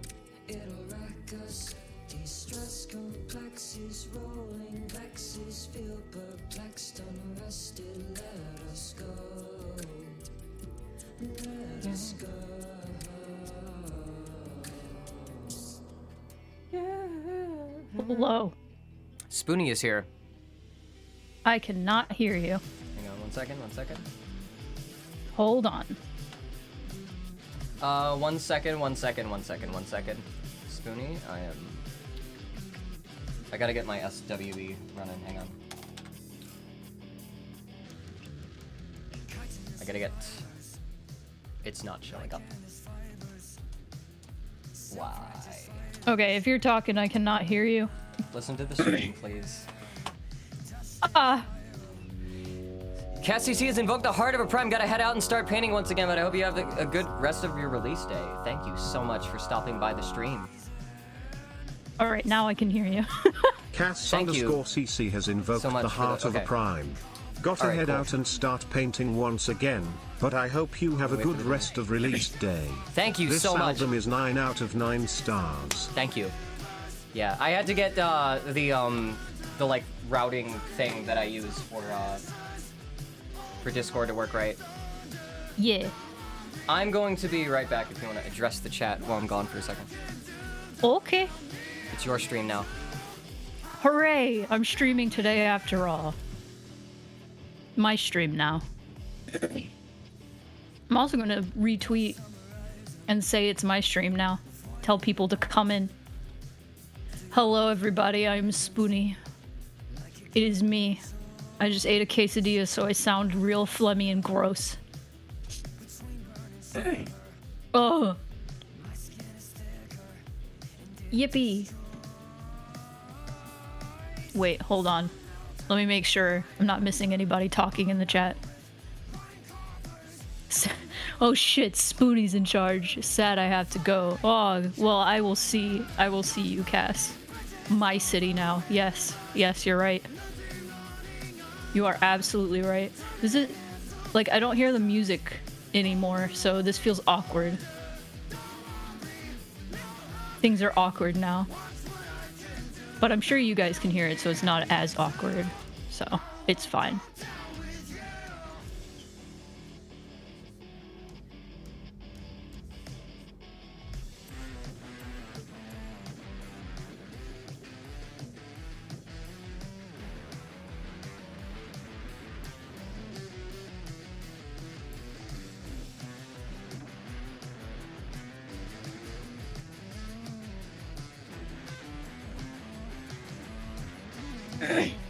Oh, okay. I'm back. Awesome. I'm probably gonna let my Discord know that you are streaming. Oh, nice. Cool. I'm gonna do it. Yeah. Anyway. Yeah, this is... I don't know how much you've introduced yourself already, but this is Spoonie, who has... I just said I'm Spoonie. I didn't Okay. say anything about myself. This is, you know, who does all of the theater fundraising streams, and Yeah! we play Stardew Valley, and restore Yeah. buildings in Stardew Valley while raising money to restore the theater building that this album was recorded out of. So Spoonie is also you know, camera person for a lot of the more involved music videos that we do. Yeah. I'm trying to think what one I was most involved with camera-wise. I think Probably Sweeter. Probably Sweeter Yeah. or Entropy. Byzantium. Oh, and Entropy. But like Byzantium, I feel like Yeah. that we just kind of winged it. Yeah, And I had to like follow you. Yeah, we did the most like individual like shots for Byzantium, I'm pretty sure. Like, we had the most... Like, we had, like, so many different sessions that we did for that one. Yeah. 'Cause- Like, Sweeter, you had everything blocked out. Yeah. So that was like, here, just hold the camera over here. Like, Byzantium, I feel like there was a little bit more, like, creative freedom. Like, here, Yeah. just follow me. Yeah. And make the shots look good. And I was like, oh, okay, let's go. Yeah. Yeah, Sweeter was, I think, like 6 months in advance, I pretty much had that video blocked out. Yeah. Like, we were trying to find, like, windows to rehearse stuff and get through to, like, the people that we needed to, like, get permission to shoot. And we didn't end up being able to do it until, like, winter. Which actually ended Yeah. up being pretty, like, we'd planned to do it, like, sometime in late summer, like, last year. But we ended up not being able to do it until winter, and that actually turned out, like, to work pretty well, just because, like, the paler, you know, salt and ice-coated, like, backdrop of everything just felt more appropriate for the shoot. Yeah, aesthetically, it was nice. Yeah. But the fact that it was really cold was Yeah. kind of shit. Yeah, the second day of shooting where we mostly just got pickup shots, it was so fucking cold. It was like, I don't even remember how cold it was. I think it was like 20 degrees or less. I love the snow in the video. Yeah, there's snow in like a couple frames. And it was interesting because it didn't snow at all the first day we shot, but it snowed the second day and only for like a few shots. But what's weird about it is, like, for those few shots, it actually ends up being like, it gives the illusion that it's snowing the rest of the video, which is weird. Yeah. Yeah. I did at one point want to add in a bunch of fake snow, but I felt like it would be too That'd be too much. Yeah, I wanted to have the video be pretty stripped back, where it's just the footage in pan and scan. Like, I didn't want to add too many, like, extra effects and stuff like that, because I feel like it'd be overkill. That was also, No, you go? Sorry. I was going to say, I like that there were, like, 3 snowflakes that fell the entire video. But for some reason, it felt like so much. Yeah. Yeah. I feel like, well, what it might have been is it might have snowed in other takes, but that's the only ones that ended up in the video. Yeah. But, let me pull that up. Sweeter official video. Because I haven't seen it in a while. The snow is more... Yeah, but that's the thing, is it's present in your memory. Leon Bridges. I don't know who this guy is. Sweeter. Case Jackal. Wrong video. Come on. Come on. Okay, there you go. It's a common song name, maybe. I mean, yeah. Yeah. A bit. I've stopped caring about how unique my song names are the past couple albums. Yeah. And maybe that's a bad thing, but Nah. yeah, I gotta. I'm gonna look over this video again just so I can demonstrate. This shot, oh my god, some of the intro shots where I'm like walking through fucking like temporal. That's at the the Ren Fair and outside Yeah. of the Ren Fair, like in the parking lot. This is the parking lot of the Ren Fair. There is in the theater. We missed that. It's over. Damn it. I'm Yeah, oh sorry. well. I'm just thinking to myself.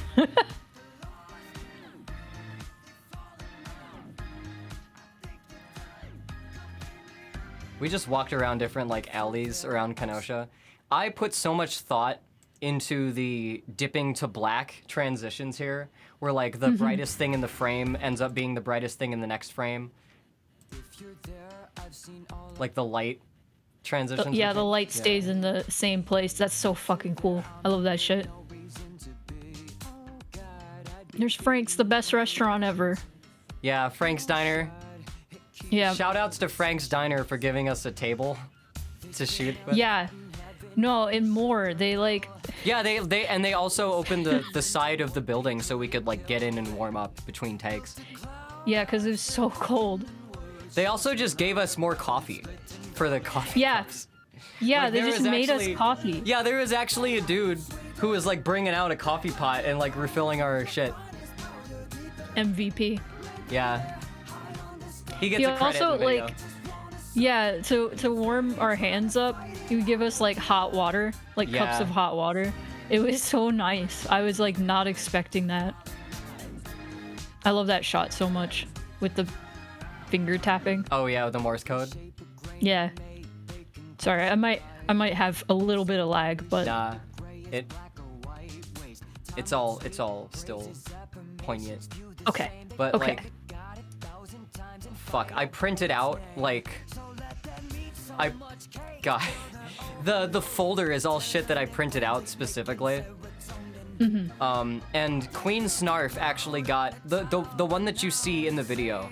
I actually gave that to Queen Snarf when they visited recently to see the theater. Collector's item. Yeah. Sell it for thousands of dollars in the future. Yeah. Yeah, When totally. this video has billions of views. Yeah. This was completely unscripted. Everything that happens with Red in this video Yeah, is unscripted. That was like the first take of that. That was the first thing that we That was did. the first take. And we It just were doing- bust open. Yeah, so like we fucking prepped like the sugar shakers like beforehand and stuff. And what had happened was because there was some sugar in the threads of the fucking thing, it got stuck. So like Yeah.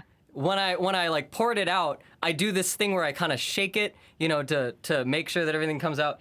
And like it had the effect of not coming out the first time, but in the slight shake when it went up and down, it knocked like with force. It knocked the bottom of it down and swirled Yeah. out toward Jared and just covered him.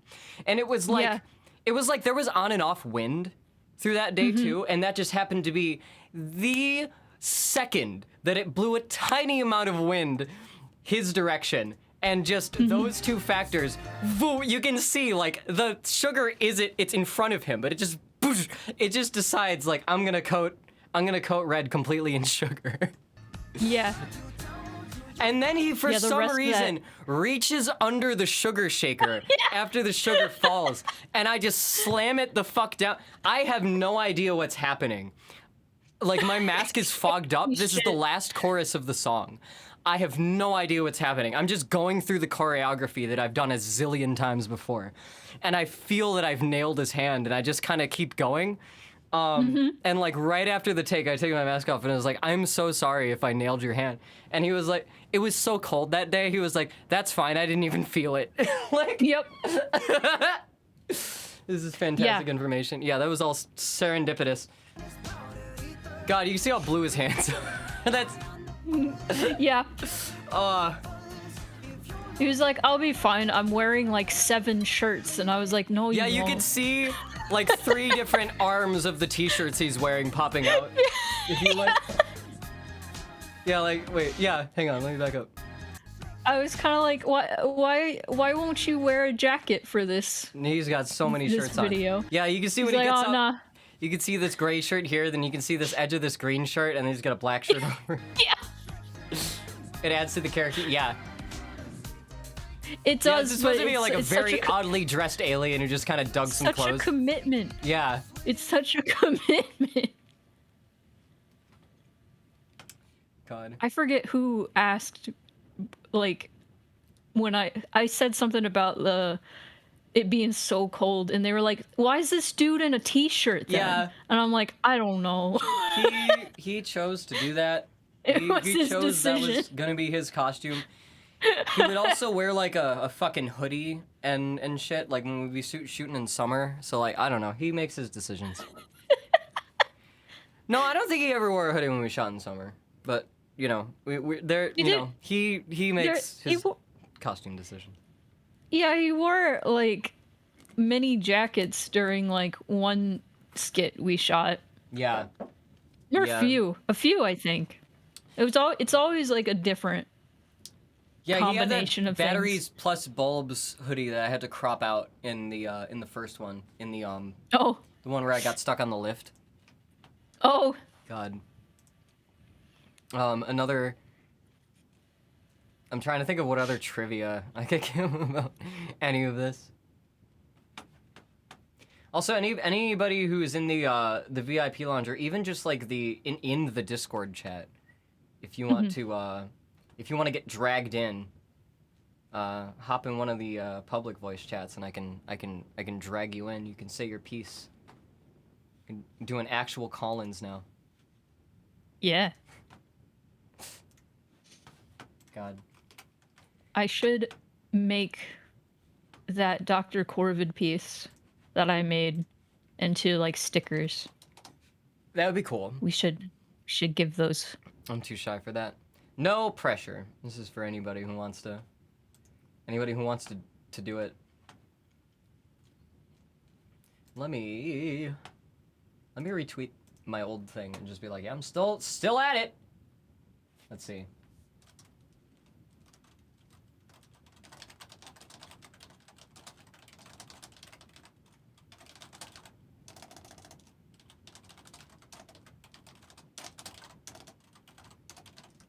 Yeah. Letting people know. But yeah, this year has been crazy. Last year was very much kind of just sort of like I was kind of in this mindset all last year of like I have to just keep doing something or I'm gonna go crazy. Yeah. And like I just kept getting more and more like bigger and more ambitious with the things I wanted to do. And this year has been more about like let's just see what happens. And a lot of stuff is lined up, and then Jupiter hit retrograde, and I'm glad that I got as much work as I got done before then because things have been tumultuous since like the beginning of August or like the middle of July. But you know, not that necessarily has anything to do with Jupiter being into retrograde, but seems like an odd coincidence. But yeah. Jupiter in retrograde just means bad luck in general. I love your music. It's some of my favorite music in my library. I've been here since trying too hard. I don't plan on leaving. I am glad you stuck around as long as you have, Kyore. I appreciate it. Especially early on, you were you know, one of the main pillars keeping my Patreon going back in the day, and I immensely appreciate having you in the audience and having you in this community. It's been an honor.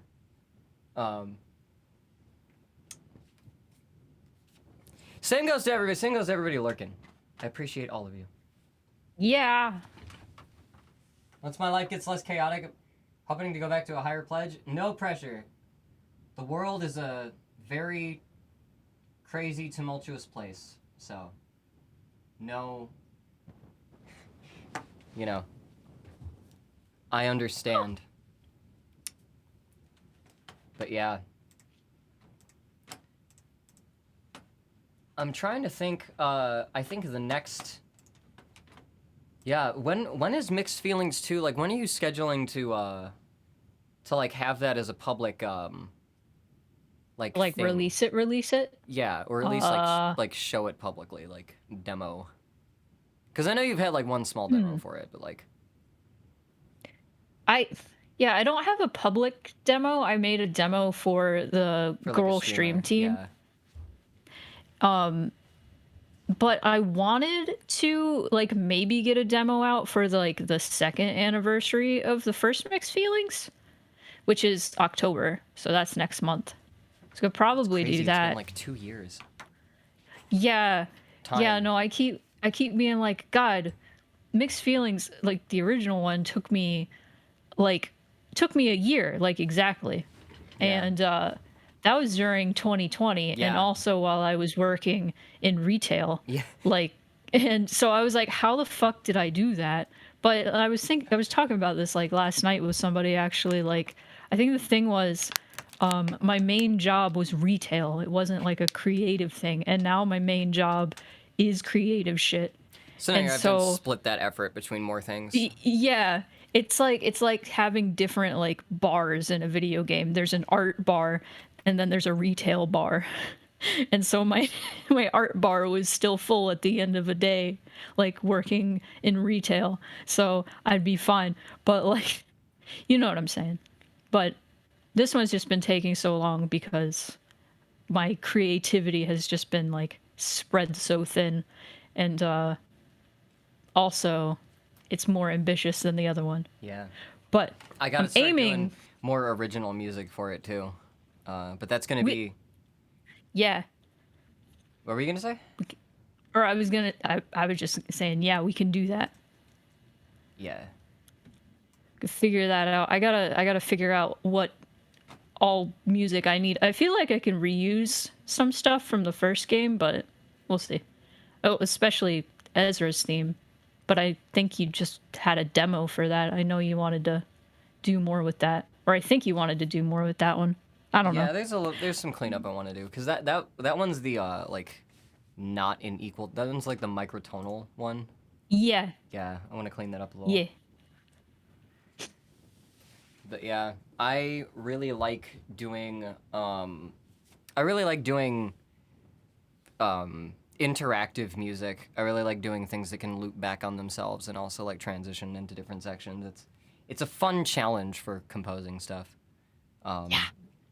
I want to get back to it. There's other, but yeah, I might be doing some music for that on stream in the coming months. There's some more collaborations with Codename Chris, who sends me 420s in the chat a bunch, that I'm gonna be working on stream. What else?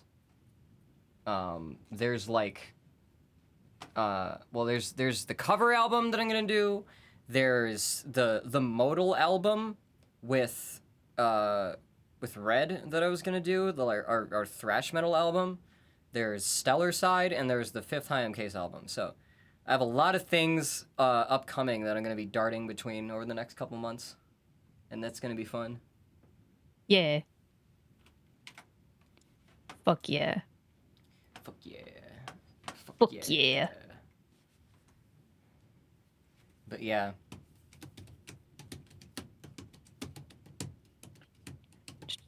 Bapping. Yeah. Just chair drumming.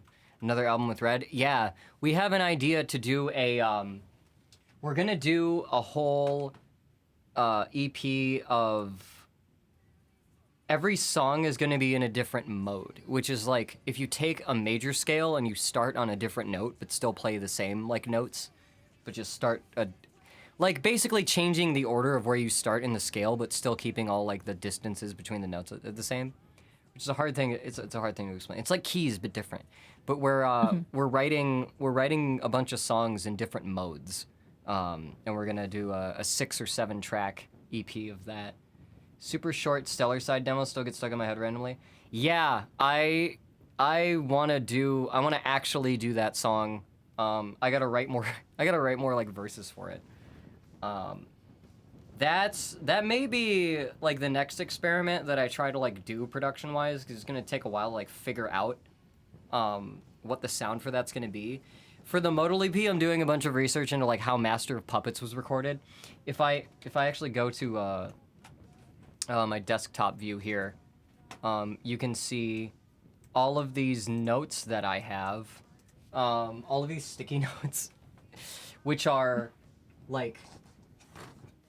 These are all things that I read about the recording of Master of Puppets, and it's me trying to like, figure out the mixing and recording methods behind everything and what hardware tools they use that I'll have to like emulate or like get versions of somewhere or whatever. So half of my work with like production and stuff is research and taking notes. I've done a lot of that over the course of the past few years, especially. I'm in my like studio rat era where it's not just about like experimentation in the box. It's trying to figure out like the things that I grew up listening to or the things that were super influential. Like how were they done? How were they recorded? And I'm trying to figure out how to like, get those sounds out of things. Like the doing the Nirvana track was was like a test for that sort of production style.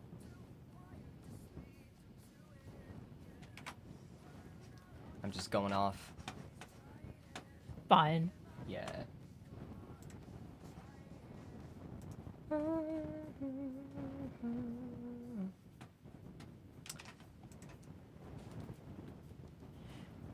I didn't have any other segments or anything. I'm wondering how long to keep going. Yeah, I don't know. Yeah.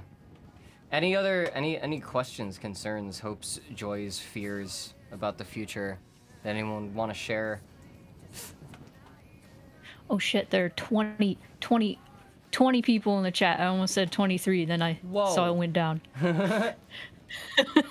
Welcome, everybody. Welcome, lurkers. Feel free to speak your mind, even if you don't know anything about me. Stay hydrated. Yeah, definitely. Yeah, I'm gonna drink some water right now. Yeah, I've been drinking water. I've been drinking so many. There's 3.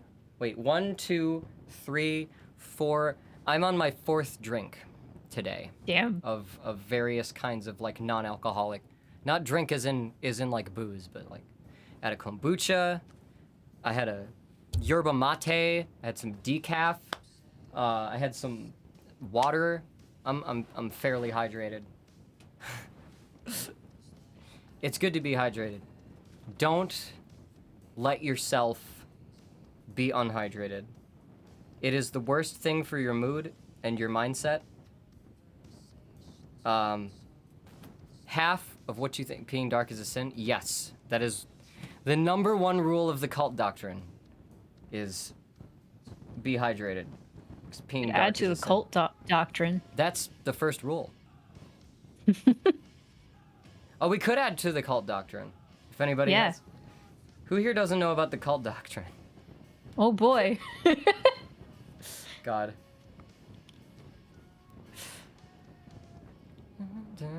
That's a lot of sippies. Yeah, I've been sipping a lot. I don't. Well, okay. Well, here's. Let me do the spiel again, because this has been fun. This has been fun to work on. Let's see. Cult doctrine. Do I have it? Like in. Wait. Oh wait, it might be another account. Hang on. I gotta make sure. We've been doing this thing every. Oh, whoa. Whoa. Oh, wait. Yeah, this is. That's it. It loaded it for me. But yeah, so I've been doing this segment thing every couple streams, and there's also, if you look in the chat, if you're able to redeem channel points, you can submit a rule to the cult if you have enough. But this is the cult manifesto, and the idea is everything. Well, there's that song in the on the new album called "Culture's Dead," which is alluding to the idea that a lot of people don't really want to have like niche interests anymore. They don't want to have just interests in things. They want to be entirely devoted to like an alternate reality with moral rules and like a framework of how to determine if something is good or bad or valid or not. And if people get into things kind of wanting to replace like a intellectual philosophical framework, you know, and I think that's crazy. And I see basically every community that I look at tries to operate like this, and I think it's weird. And so to kind of expose the weirdness of that, I'm writing something that just on its face says it's a cult. And if you go through the document, it's basically a bunch of shit about like don't become like a fucking cultist for different things. Here's a bunch of rules that you can use and follow religiously that will keep you from not getting wrapped up into a bunch of bullshit. Like that's sort of the mission statement here. And so the anti-cult, yeah. So all of the rules, the 12 commandments, or the 12 tones of the Moon Temple, are all just things for like your own personal like well-being. Drink a lot of water, eat things that are healthily prepared. Also processed sugar is the enemy. Balance activity and rest. Grow your own gods, serve no ideal absolutes, challenge your intuitions. A schema must be voluntarily arrived at through one's own experience. Embrace your agency regardless of your individuality in spite of your context. The choice is yours and yours alone. You will not need to forgive if you do not dwell on things you can't control. Choose for the sake of the outcome. You know, just things about keeping your mind at rest. Tame your beast body. There's that post I see going around every once in a while that's like, you know, the tiger gets upset when its enclosure is cluttered. And it's about like thinking about your own experience, your own ideas as a like you are the master of the tiger enclosure, right? But you are also the tiger. Like there's a lot of like animal, bestial things that you'll find comfortable or uncomfortable. And you have to understand that like you can change how comfortable you are in certain scenarios. Like basically just understand that you have the agency to make things better for yourself next time, and basically setting up your surroundings so that you're giving choices to the tiger, but not locking them in a cluttered cage, basically. Give yourself proper enrichment in your enclosure. Yeah. Replace good versus evil with appropriate versus inappropriate. This is a really fucking important thing because people are really stuck in this toddler-brained notion of things are wholly good or wholly bad. And they'll take things that are like more nuanced or have like context that they're missing and try to draw some like, this is wholly good, this is wholly bad. And it kind of poisons your thought process. And I think that people would instantly have a better grasp of like how to understand things if they replaced, you know, like this is bad, this is good with, you know, is this appropriate for this thing? Is this inappropriate for this thing? Basically, like, does this make sense? Is this productive in this area? Is this unproductive in this area? Is this a good idea being used for the wrong reasons? You know, is this a bad idea even if you have some like good ethical reason to like try to use that? Like, there's things like that you have to like be able to understand the nuance in that a lot of people don't even attempt to. Do not envy the praise given to those undergoing struggles that you have not. I see this all the time online, and it's another like pitfall of people who are very online, is people sort of forgetting that like certain things come with like certain people that share an experience are like, they'll come up with a language and people will come up with terms of endearment for people who go through those things, and people who haven't gone through those things will sort of have this like, well, why can't I have that syndrome? And they want all of the praise without any of the recognition of like why people praise those things. And it's also just one of those toxic mindsets because you end up trying to emulate that with your own situation to, you know, look at your own life from the worst angle, even if you may have, you know, more privileges to take advantage of than people you're trying to compare yourself to. Because you won't see the lack of privilege, you'll just see the praise being given for, you know, having a harder time than you might have. Dissonance to you may be harmony to another.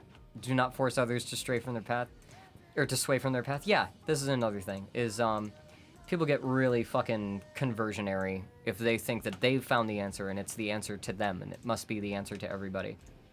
And then breathe out more than you breathe in, just back to physical. Like this, honestly, in any situation where you feel a little bit tense, just count out the time that you're exhaling compared to the time you're inhaling. And if you breathe out more than you breathe in, you'll just you'll chill out a little bit, clear your mind. You know, won't fix everything, but it helps. What were you gonna say? Oh, I was just saying, yeah. Yeah. Sorry, I'm just like chilling here. A lot of these are really similar to the teachings I follow already from my secular program. Yeah, that's totally what this is. It's a secular religion. A lot of old Secular paganism. Yeah. Yeah. But one thing that I also dislike about a lot of branches of paganism is they kind of lean into, like, kind of tongue-in-cheek theism, you know, where like it'll be like, oh, you worship this god, so I can worship these gods, and I think your god is bullshit, so therefore I can worship anything. And that's like, that's kind of what this whole thing is all about. But I think it's kind of weird to like have that stance and then also tie it to like, I worship these Norse gods. And not everybody is like that. I think there is a lot of interesting stuff in secular paganism. I like the Wheel of the Year. I think that's interesting. You know, feast days and stuff. But, Yeah. you know, a lot of people also get turned off by weird New Agey and, like, pagan kind of stuff. And I've had a lot of interesting people that have, like, Christian-based beliefs, even if they aren't, like, a super fundamentalist, but they have, like, an interesting, like, spiritual language that they talk about stuff in. Yeah, this is me sort of codifying what I see in the weird New Age neo-Christianity that is like not really dependent on the spirituality part, but sort of redefining. I want to redefine spirituality as like sort of like a link between someone and the rules of the universe that sort of like lead up to them existing, basically. Like having reverence for just like the fact that we exist at all, and that things only exist because certain things like line up, and it may be chance. And if it is chance, that's fucking lucky, and we should be grateful for it, you know? That's just something that I try to internalize, is that, like, we're the only fucking place in the universe that we know of where you can walk up to a tree that grows out of the ground and pluck food off of it. Yeah. Like, no other fucking place in the universe, odds are, like, that we know of, allows us to do this in this way. There is a breadth of different experiences that we can have on this planet that just aren't a thing otherwise, you know? So I think it's important to like remember that without feeling like you need to kill for a higher power. Yeah. You know, without having that like. So one thing that I try to tie everything back to is like the harmonic series and primes. Like if we're gonna worship anything as like any forces that are primordial to the universe, prime numbers, things that aren't necessarily basically the unique sources of new harmonics in the number system are the only real like fucking subnatural forces that we can see as real. And if we want to ascribe like characteristics and archetypes and personifications to them because of how we see the universe, I think that's fine to do. But it has to be done with the understanding that like anything, any humanization that we put on numbers, whole number integers, tones, stuff like that, you know, it has to be done with it has to be done with the understanding that like the underlying shit is more real than what we're giving it, you know, than how we're defining it.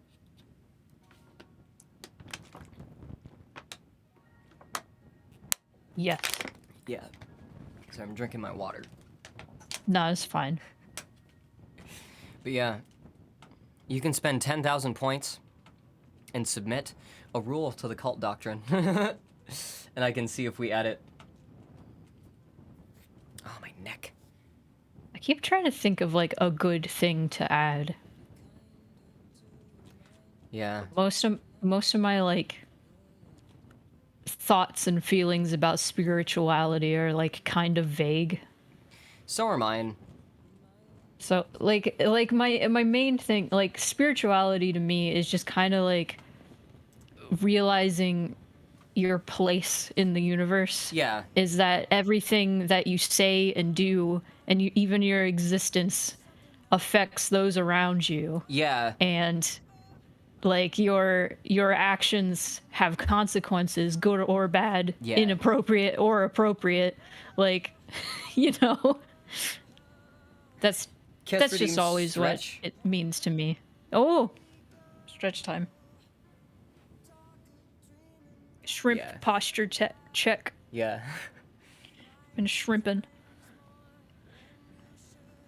Oh, Prevent that shrimp neck. can end up with that queen forward head. Oh God. Not positive or negative. Net positive or negative.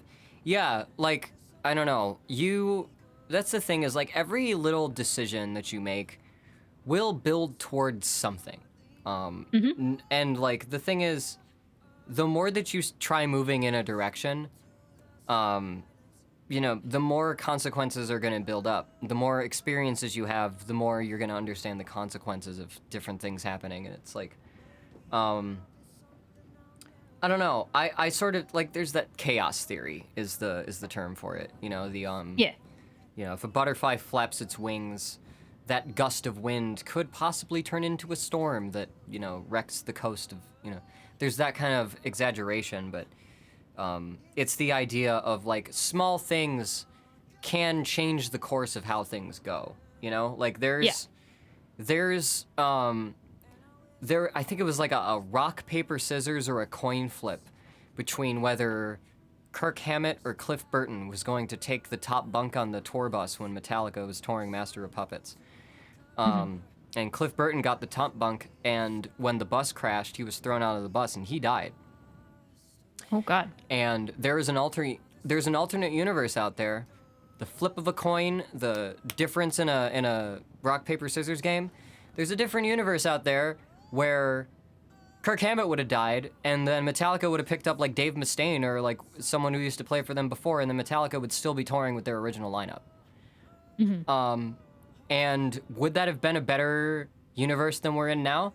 I don't know, because then the universe wouldn't have met Jason Newsted, who is a fucking awesome bassist. And I'm talking really, really Metallica nerd kind of stuff here, but that's the whole, you know, it's that kind of thing where little things like that can change the course of history, you know, can change the course of how things end up. And we, you know, there's no way to like predict the huge, you know, swaths of the things that are going to change, you know?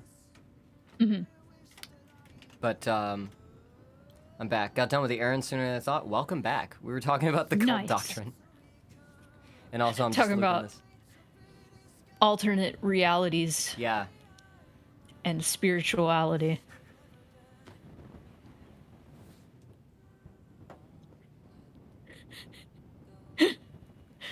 Hell yeah, nice. Yeah. We've been all over Yeah. the place. I've talked about the album a couple times. Talked about we talked Destiny. about Destiny. We talked about fucking the videos for Buzzified. We talked about stuff I'm gonna do in the future. Talked about the cult doctrine for a bit. It's been and now we're just talking about spirituality. I'm talking about the universe. Went grocery shopping earlier in this stream. It's been a long ass stream. I may man, I don't want to cut off super soon. I'll probably do another 15 minutes. It's starting to get a little bit of a ache in, I don't know if it's a neck ache or a headache or what, but I'm feeling the pressure. no. Yeah. Oh no. Oh well. Can I bring up something completely unrelated to anything? Go for it. Go for it? Yeah. Okay. Chat, have you heard about the fucking the Tumblr sexy man tournament that was held on Twitter? I didn't even know about this. I didn't know about it until it like the winner was decided like the other day. It was literally the day before the Queen died. It was Oh, literally God. the other day. So the last two, like the final showdown was a fucking what's his name from Mob Psycho, Reagan, that guy, Yeah. and Sans from Undertale. And guess who won? Guess who won? Ryan. Sans. No. Sans won. Guess by how many votes? 69. One. That's so funny. Will you do a dramatic Like- reading of Toby Fox's fan fiction? Oh God. I Oh could. shit, let me find it. I could. Toby I Fox could do it. replied with like a fucking like blurb that he just made up with Yeah. DM Reagan me or that. Reagan or whatever. I'll find it. Oh God, yeah. Where- This is where gonna was be it? this is gonna be how we wind down the stream. Where was it? I know somebody posted it somewhere. Heard about it after it already ended. That's yeah. I heard bits and pieces of this. I didn't hear. I saw that Toby Fox wrote a fan fiction that involved Reigen. Oh, this is a good meme. I'm also gonna send you this. I'm sorry. It's related.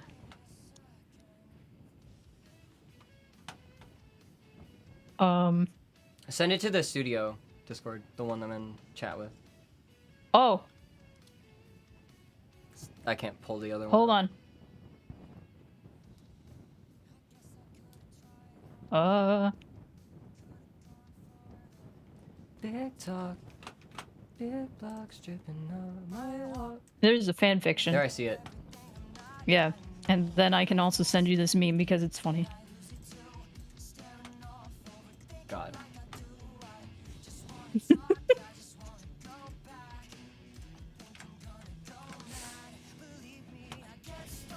God, all these news tabs. Holy shit. So Toby Fox, in response to the Tumblr Sexy Man contest. Wait, let me turn down the album just so this is pure. That's pure. All right.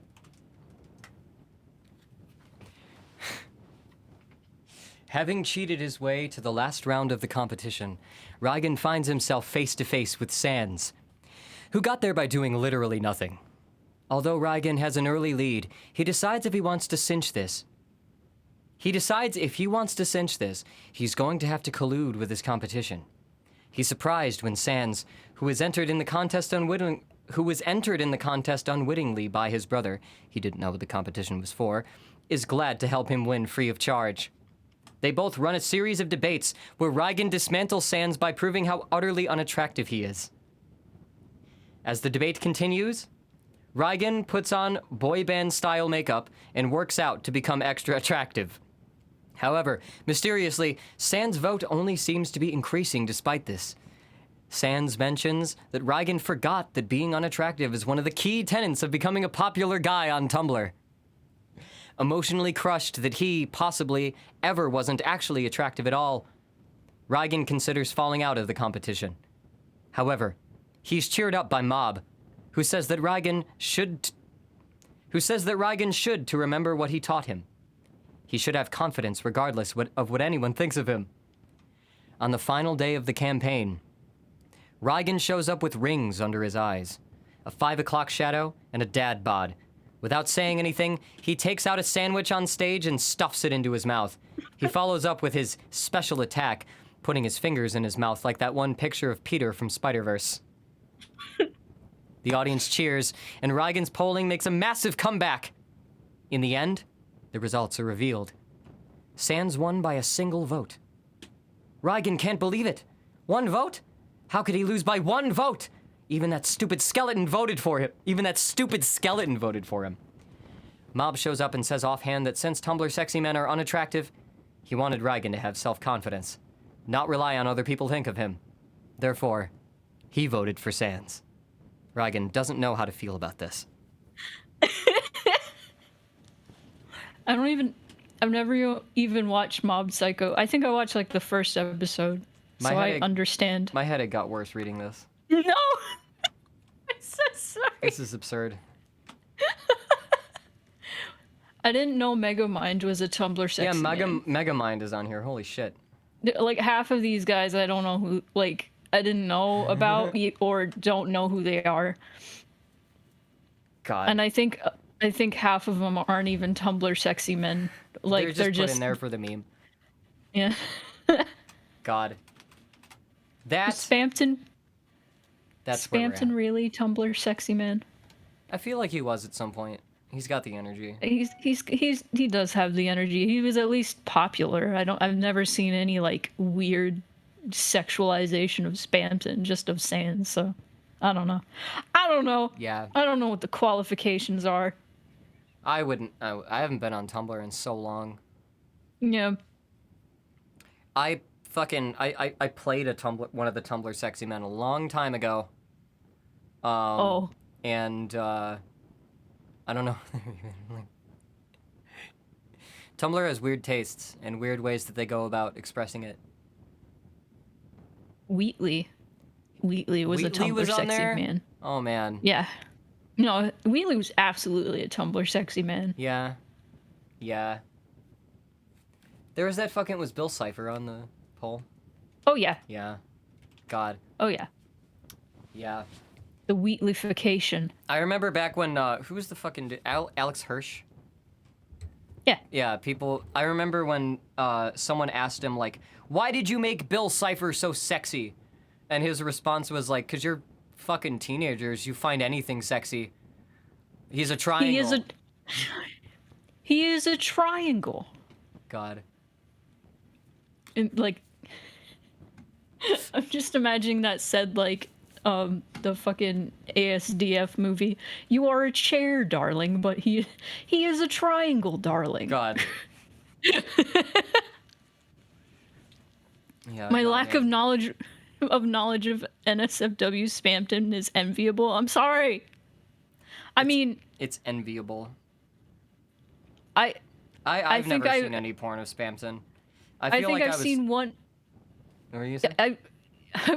I've seen like one like parody like image of like quote unquote Tumblr sexy man Spamton where God. he just had big boobs and that was just a funny haha image, but nothing like legitimate. Like I'm so behind on Tumblr culture. Yeah, I stopped I was banned from Tumblr for a bit because the Not Safe for Work ban scrubbed my blog, said that my blog couldn't be shown publicly unless I deleted some posts, and then I went to go see which posts were flagged, and there were no posts there.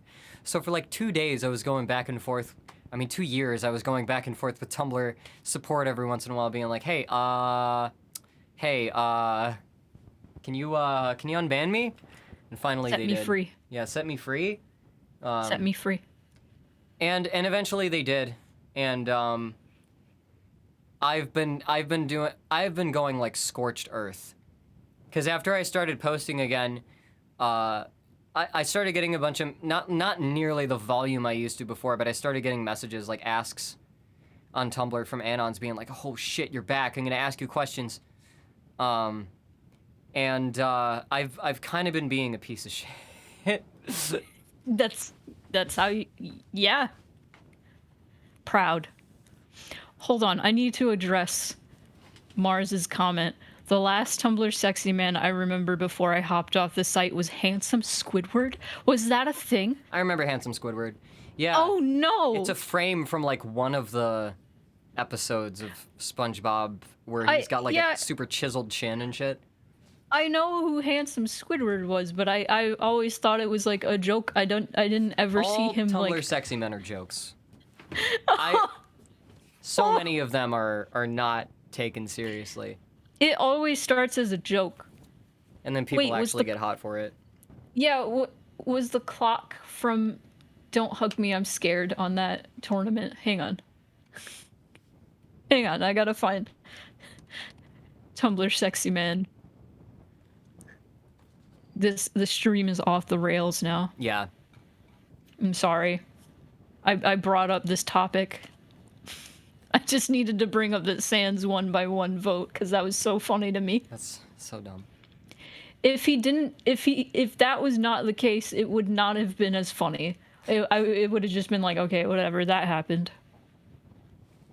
But since he won by a single vote, that made it so much better. Toby Fox is an anomaly. Yeah. Toby Fox is like the winner of the indie game scene forever. Like Tony Hawk. Wow, Toby Fox is the Tony ultimate. Tony the ultimate Hawk. internet. Tony Hawk's up there too. Tony Hawk's a good meme lord. Didn't Tony Hawk like sell skateboards with his blood or something? I don't know. A lot of people have done that. And I think Slayer put out an album with like blood in their art or something. Weird. Yeah, that's a thing. Hold on, I want. Oh no, now they're doing Tumblr Sexy Woman tournament. Oh god. Oh, somebody else is. It's not the same. The "you look like Tony Hawk" thing that keeps happening to him. Yeah. People think, "Oh, you look like Tony Hawk," and they don't believe him when he says he is Tony Hawk. He just looks like a dude, that's why. Oh yeah. Just an average dude. Oh, the clock is in there. Awesome. God. When was Dr. Octopus a Tumblr sexy man? What? Yeah, it's new to me. Okay. I'm learning so much from this chart.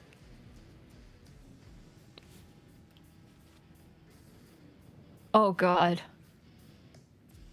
Oh no. Wait, who's that guy?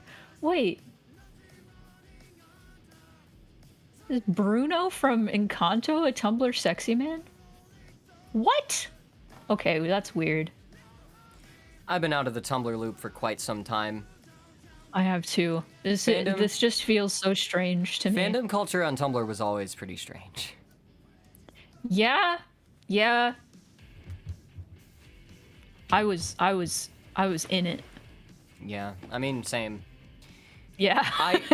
I always, you know, I was never as hardcore into fandomness as a lot of people. I always kind of saw stuff with like tongue-in-cheek, like, damn, if people take this seriously, that's crazy. Kind of.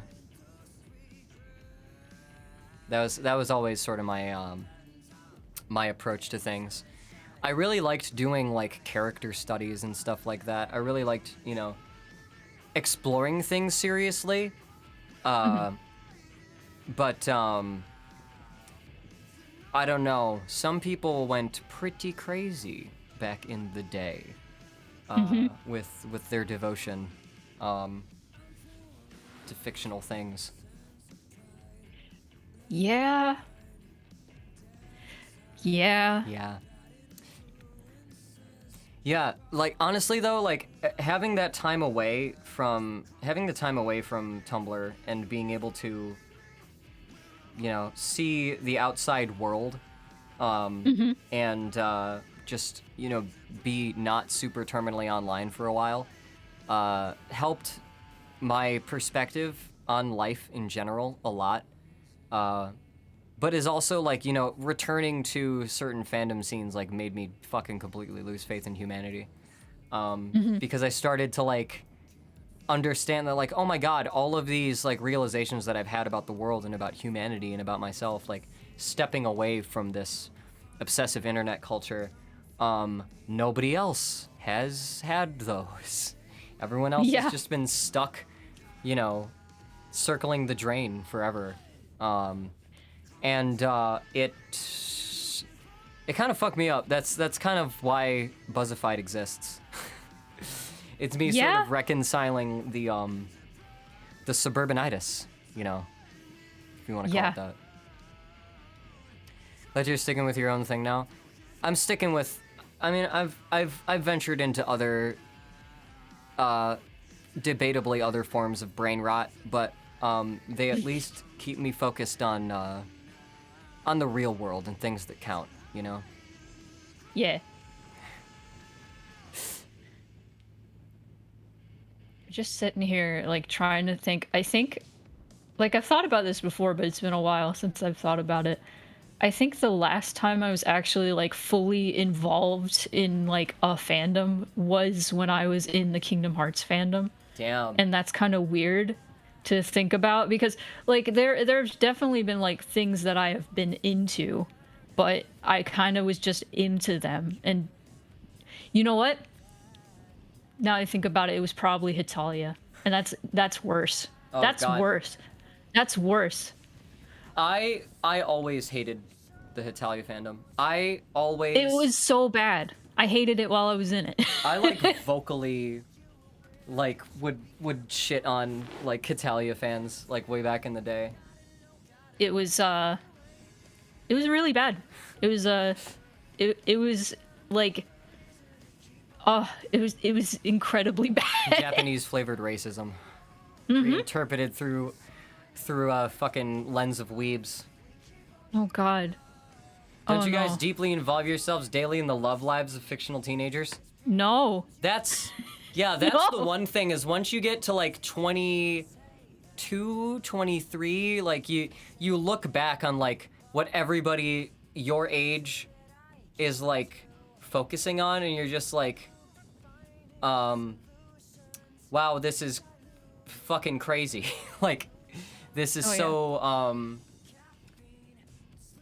I watched the show, was never in the fandom. That's the way to be about most things. Honestly, yeah, no, like, oh God, I'm trying. No, I saw a post yesterday that was like, man, imagine if Hitsalia was still around. That people would be drawing like images of England like crying about the Queen. Oh god. Someone's probably done it. Someone's probably out there. Someone's probably out there still in Hitsalia drawing England all God. upset about the Queen. Oh God, that's so funny to me. Oh shit. Oh my God. Nah, I made the mistake of cosplaying England actually, and that made me not want to be into Hisalia anymore. So I was like, yeah, I'm done with this. Yeah. I went to 2 anime conventions, 2? I don't remember. I went to a couple anime conventions and just felt like it wasn't my scene, basically. Yeah. And I Yeah. went all in. I like cosplay different things, and it just got to a point where it was like, I kind of like doing that. I did kind of like cosplaying. I did like. There are elements like of it that were cosplaying. cool, but Yeah. it's just I just felt like the crowd was just not my scene. Yeah. It got harder and harder to relate to people like going to anime conventions and stuff. Anime cons are really uncomfortable for me. Yeah, I don't yeah. get it. Don't totally get it. I've gone to furry No. conventions and had a fucking Yeah. blast. But anime cons never felt like my tribe. Anime cons were like kind of felt like a job to me because I was like invited to a lot of like panels and stuff for a Oh, bit, God, yeah. and there was like a stretch of time where I didn't go to cons for a bit. So like in my early 20s, I went to like MegaCon, and that was fun. Very busy and kind of a nightmare, but that was okay. And then there was a long stretch of time, and I was like 25, and I was like, I want to go to another con, and so I dressed up. Oh God, who did I think I dressed up as like Taco from the Adventure Zone, and that was fun. Oh yeah, the first day I was somebody from like Mystic Messenger, and I ran into some like kids, and one of them was 12, and I was like, Jeez. Yeah, jeez. this is weird.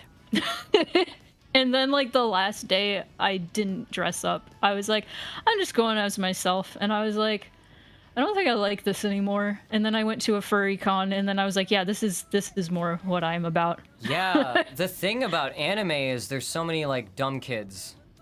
There's so many like just children who are dumb, like that are in those fandoms, and it's like my personal belief is that fandoms primarily are a place for people who were too shy to have their like drama phase in real life in high school to get that out on the internet.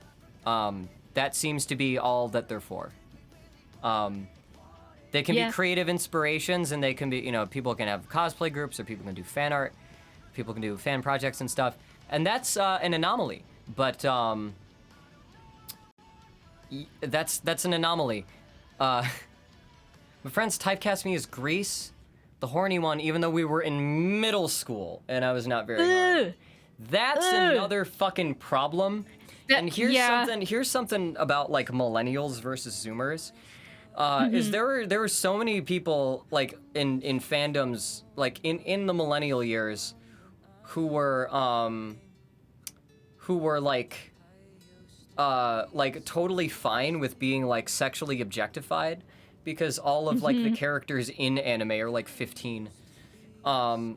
And so, like, there's been this like shift where all of the people who are like normalized to that are now still like stuck in fandoms, like still shipping like kids and teenagers and still cosplaying kids and teenagers and still having like fucking debates online about the orientations and gender identities of kids and teenagers from, you know, shows that are aimed at kids like fucking 10 years under the demographic that they are. And like fucking now there's all of these kids who are coming into fandoms who are younger, who have seen like how crazy people get with normalizing shit, and they're just like not having it. They're just like, why the fuck are you drawing porn of these 13-year-olds? And like people who are like 30-year-olds will get mad at like, oh, you're budging into my space, you're harshing my mellow. It's like, no, you're posting child porn in a public platform, like where there's kids who are the age of the characters that you're drawing. If they feel uncomfortable, they're in the right to feel uncomfortable, and you are not in the right to be sticking around things meant for those kids and saying that it's actually your space.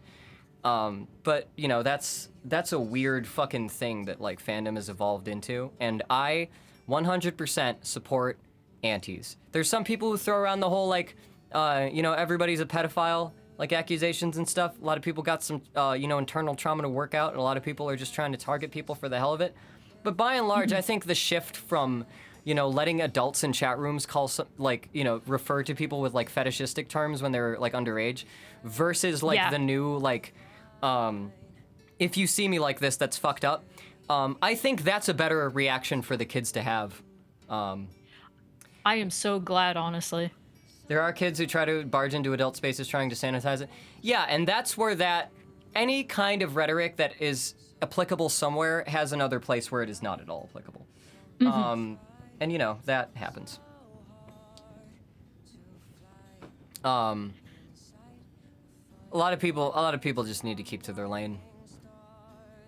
But a lot of people need to stop assuming that like social media is like a private space. Yeah. That's another thing. Is like anybody can see it. Yeah, anybody. Like that's the thing. Is if you wanna do whatever fucked up shit you wanna do with you and your friends, like, and keep it in private, nobody will ever see it. Nobody will ever give you shit for it.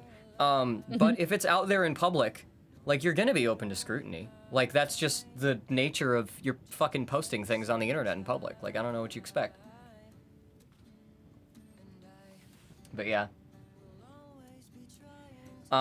It got to a point, like, some of the fandom scenes I was in got to a point where, like, there were people that were, like, big name fans. This is why my fandom is me and my 10 friends rotating interests. That's how you gotta operate. That's Honestly, how you gotta operate. yeah. The small group chat, not posting on social media. That's how you do it. You can say bad words alone in your house and nothing will happen. 100%. Yeah.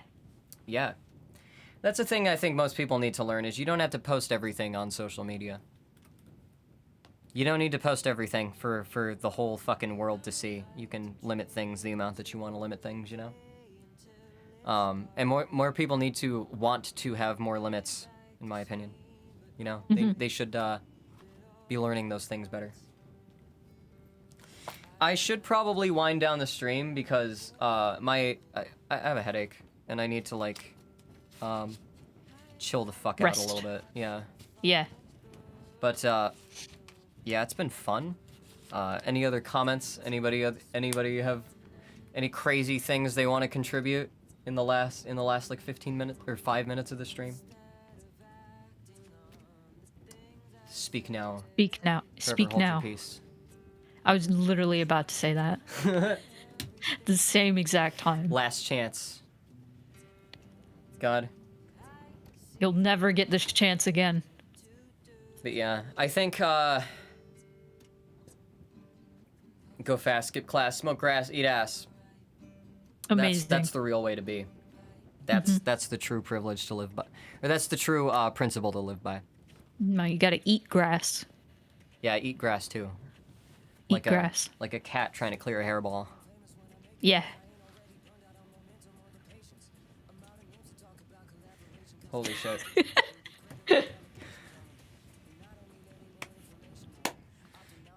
But yeah, I think that's it. I think I'm gonna do my outro. But yeah, Yeah. this album in full is up on SoundCloud if you want to hear it gapless. If you want to download it raw and support me, it is up on my Bandcamp. If you type !music or just go to case.dog/music. And if you want to search Hi, I'm Case anywhere on any streaming services, you can find the new album. Also, touch grass. That's important. Gotta get out there, gotta get some sun, gotta touch grass, gotta get that vitamin D. But I'm yeah, allergic to grass. don't be. Okay. Oh. I'll try. God, it's been nice hanging out. Yeah, I stream every Monday, Wednesday, and Friday in the evening. I hope to see some of you newcomers back in the stream again. I might be starting a new track. I might be talking more shit. I might be doing dramatic readings. It's all up in the air. We'll see. Congrats again on the album. Thank you so much. I appreciate it. I appreciate all the congrats. I appreciate everybody showing up. Thanks for the stream. Hopefully I can make it to another one soon. Hell yeah. It'd be awesome to see you around. And also thanks Spoonie for hopping in and chatting. And Yeah. also bringing me quesadillas that I've been too caffeinated to eat. Oh. And a welcome Thursday and also goodbye Thursday. Thursday. Have a good night stream. I will see you next week. Monday, 6 p.m. Central. Be there. Be there. Be there. Okay, anyway. Sorry. HiMCase.com/bandcamp, case.dog/music. Go grab the new shit. And also check out the music video for Addictive Personality. It's up on YouTube. See you around.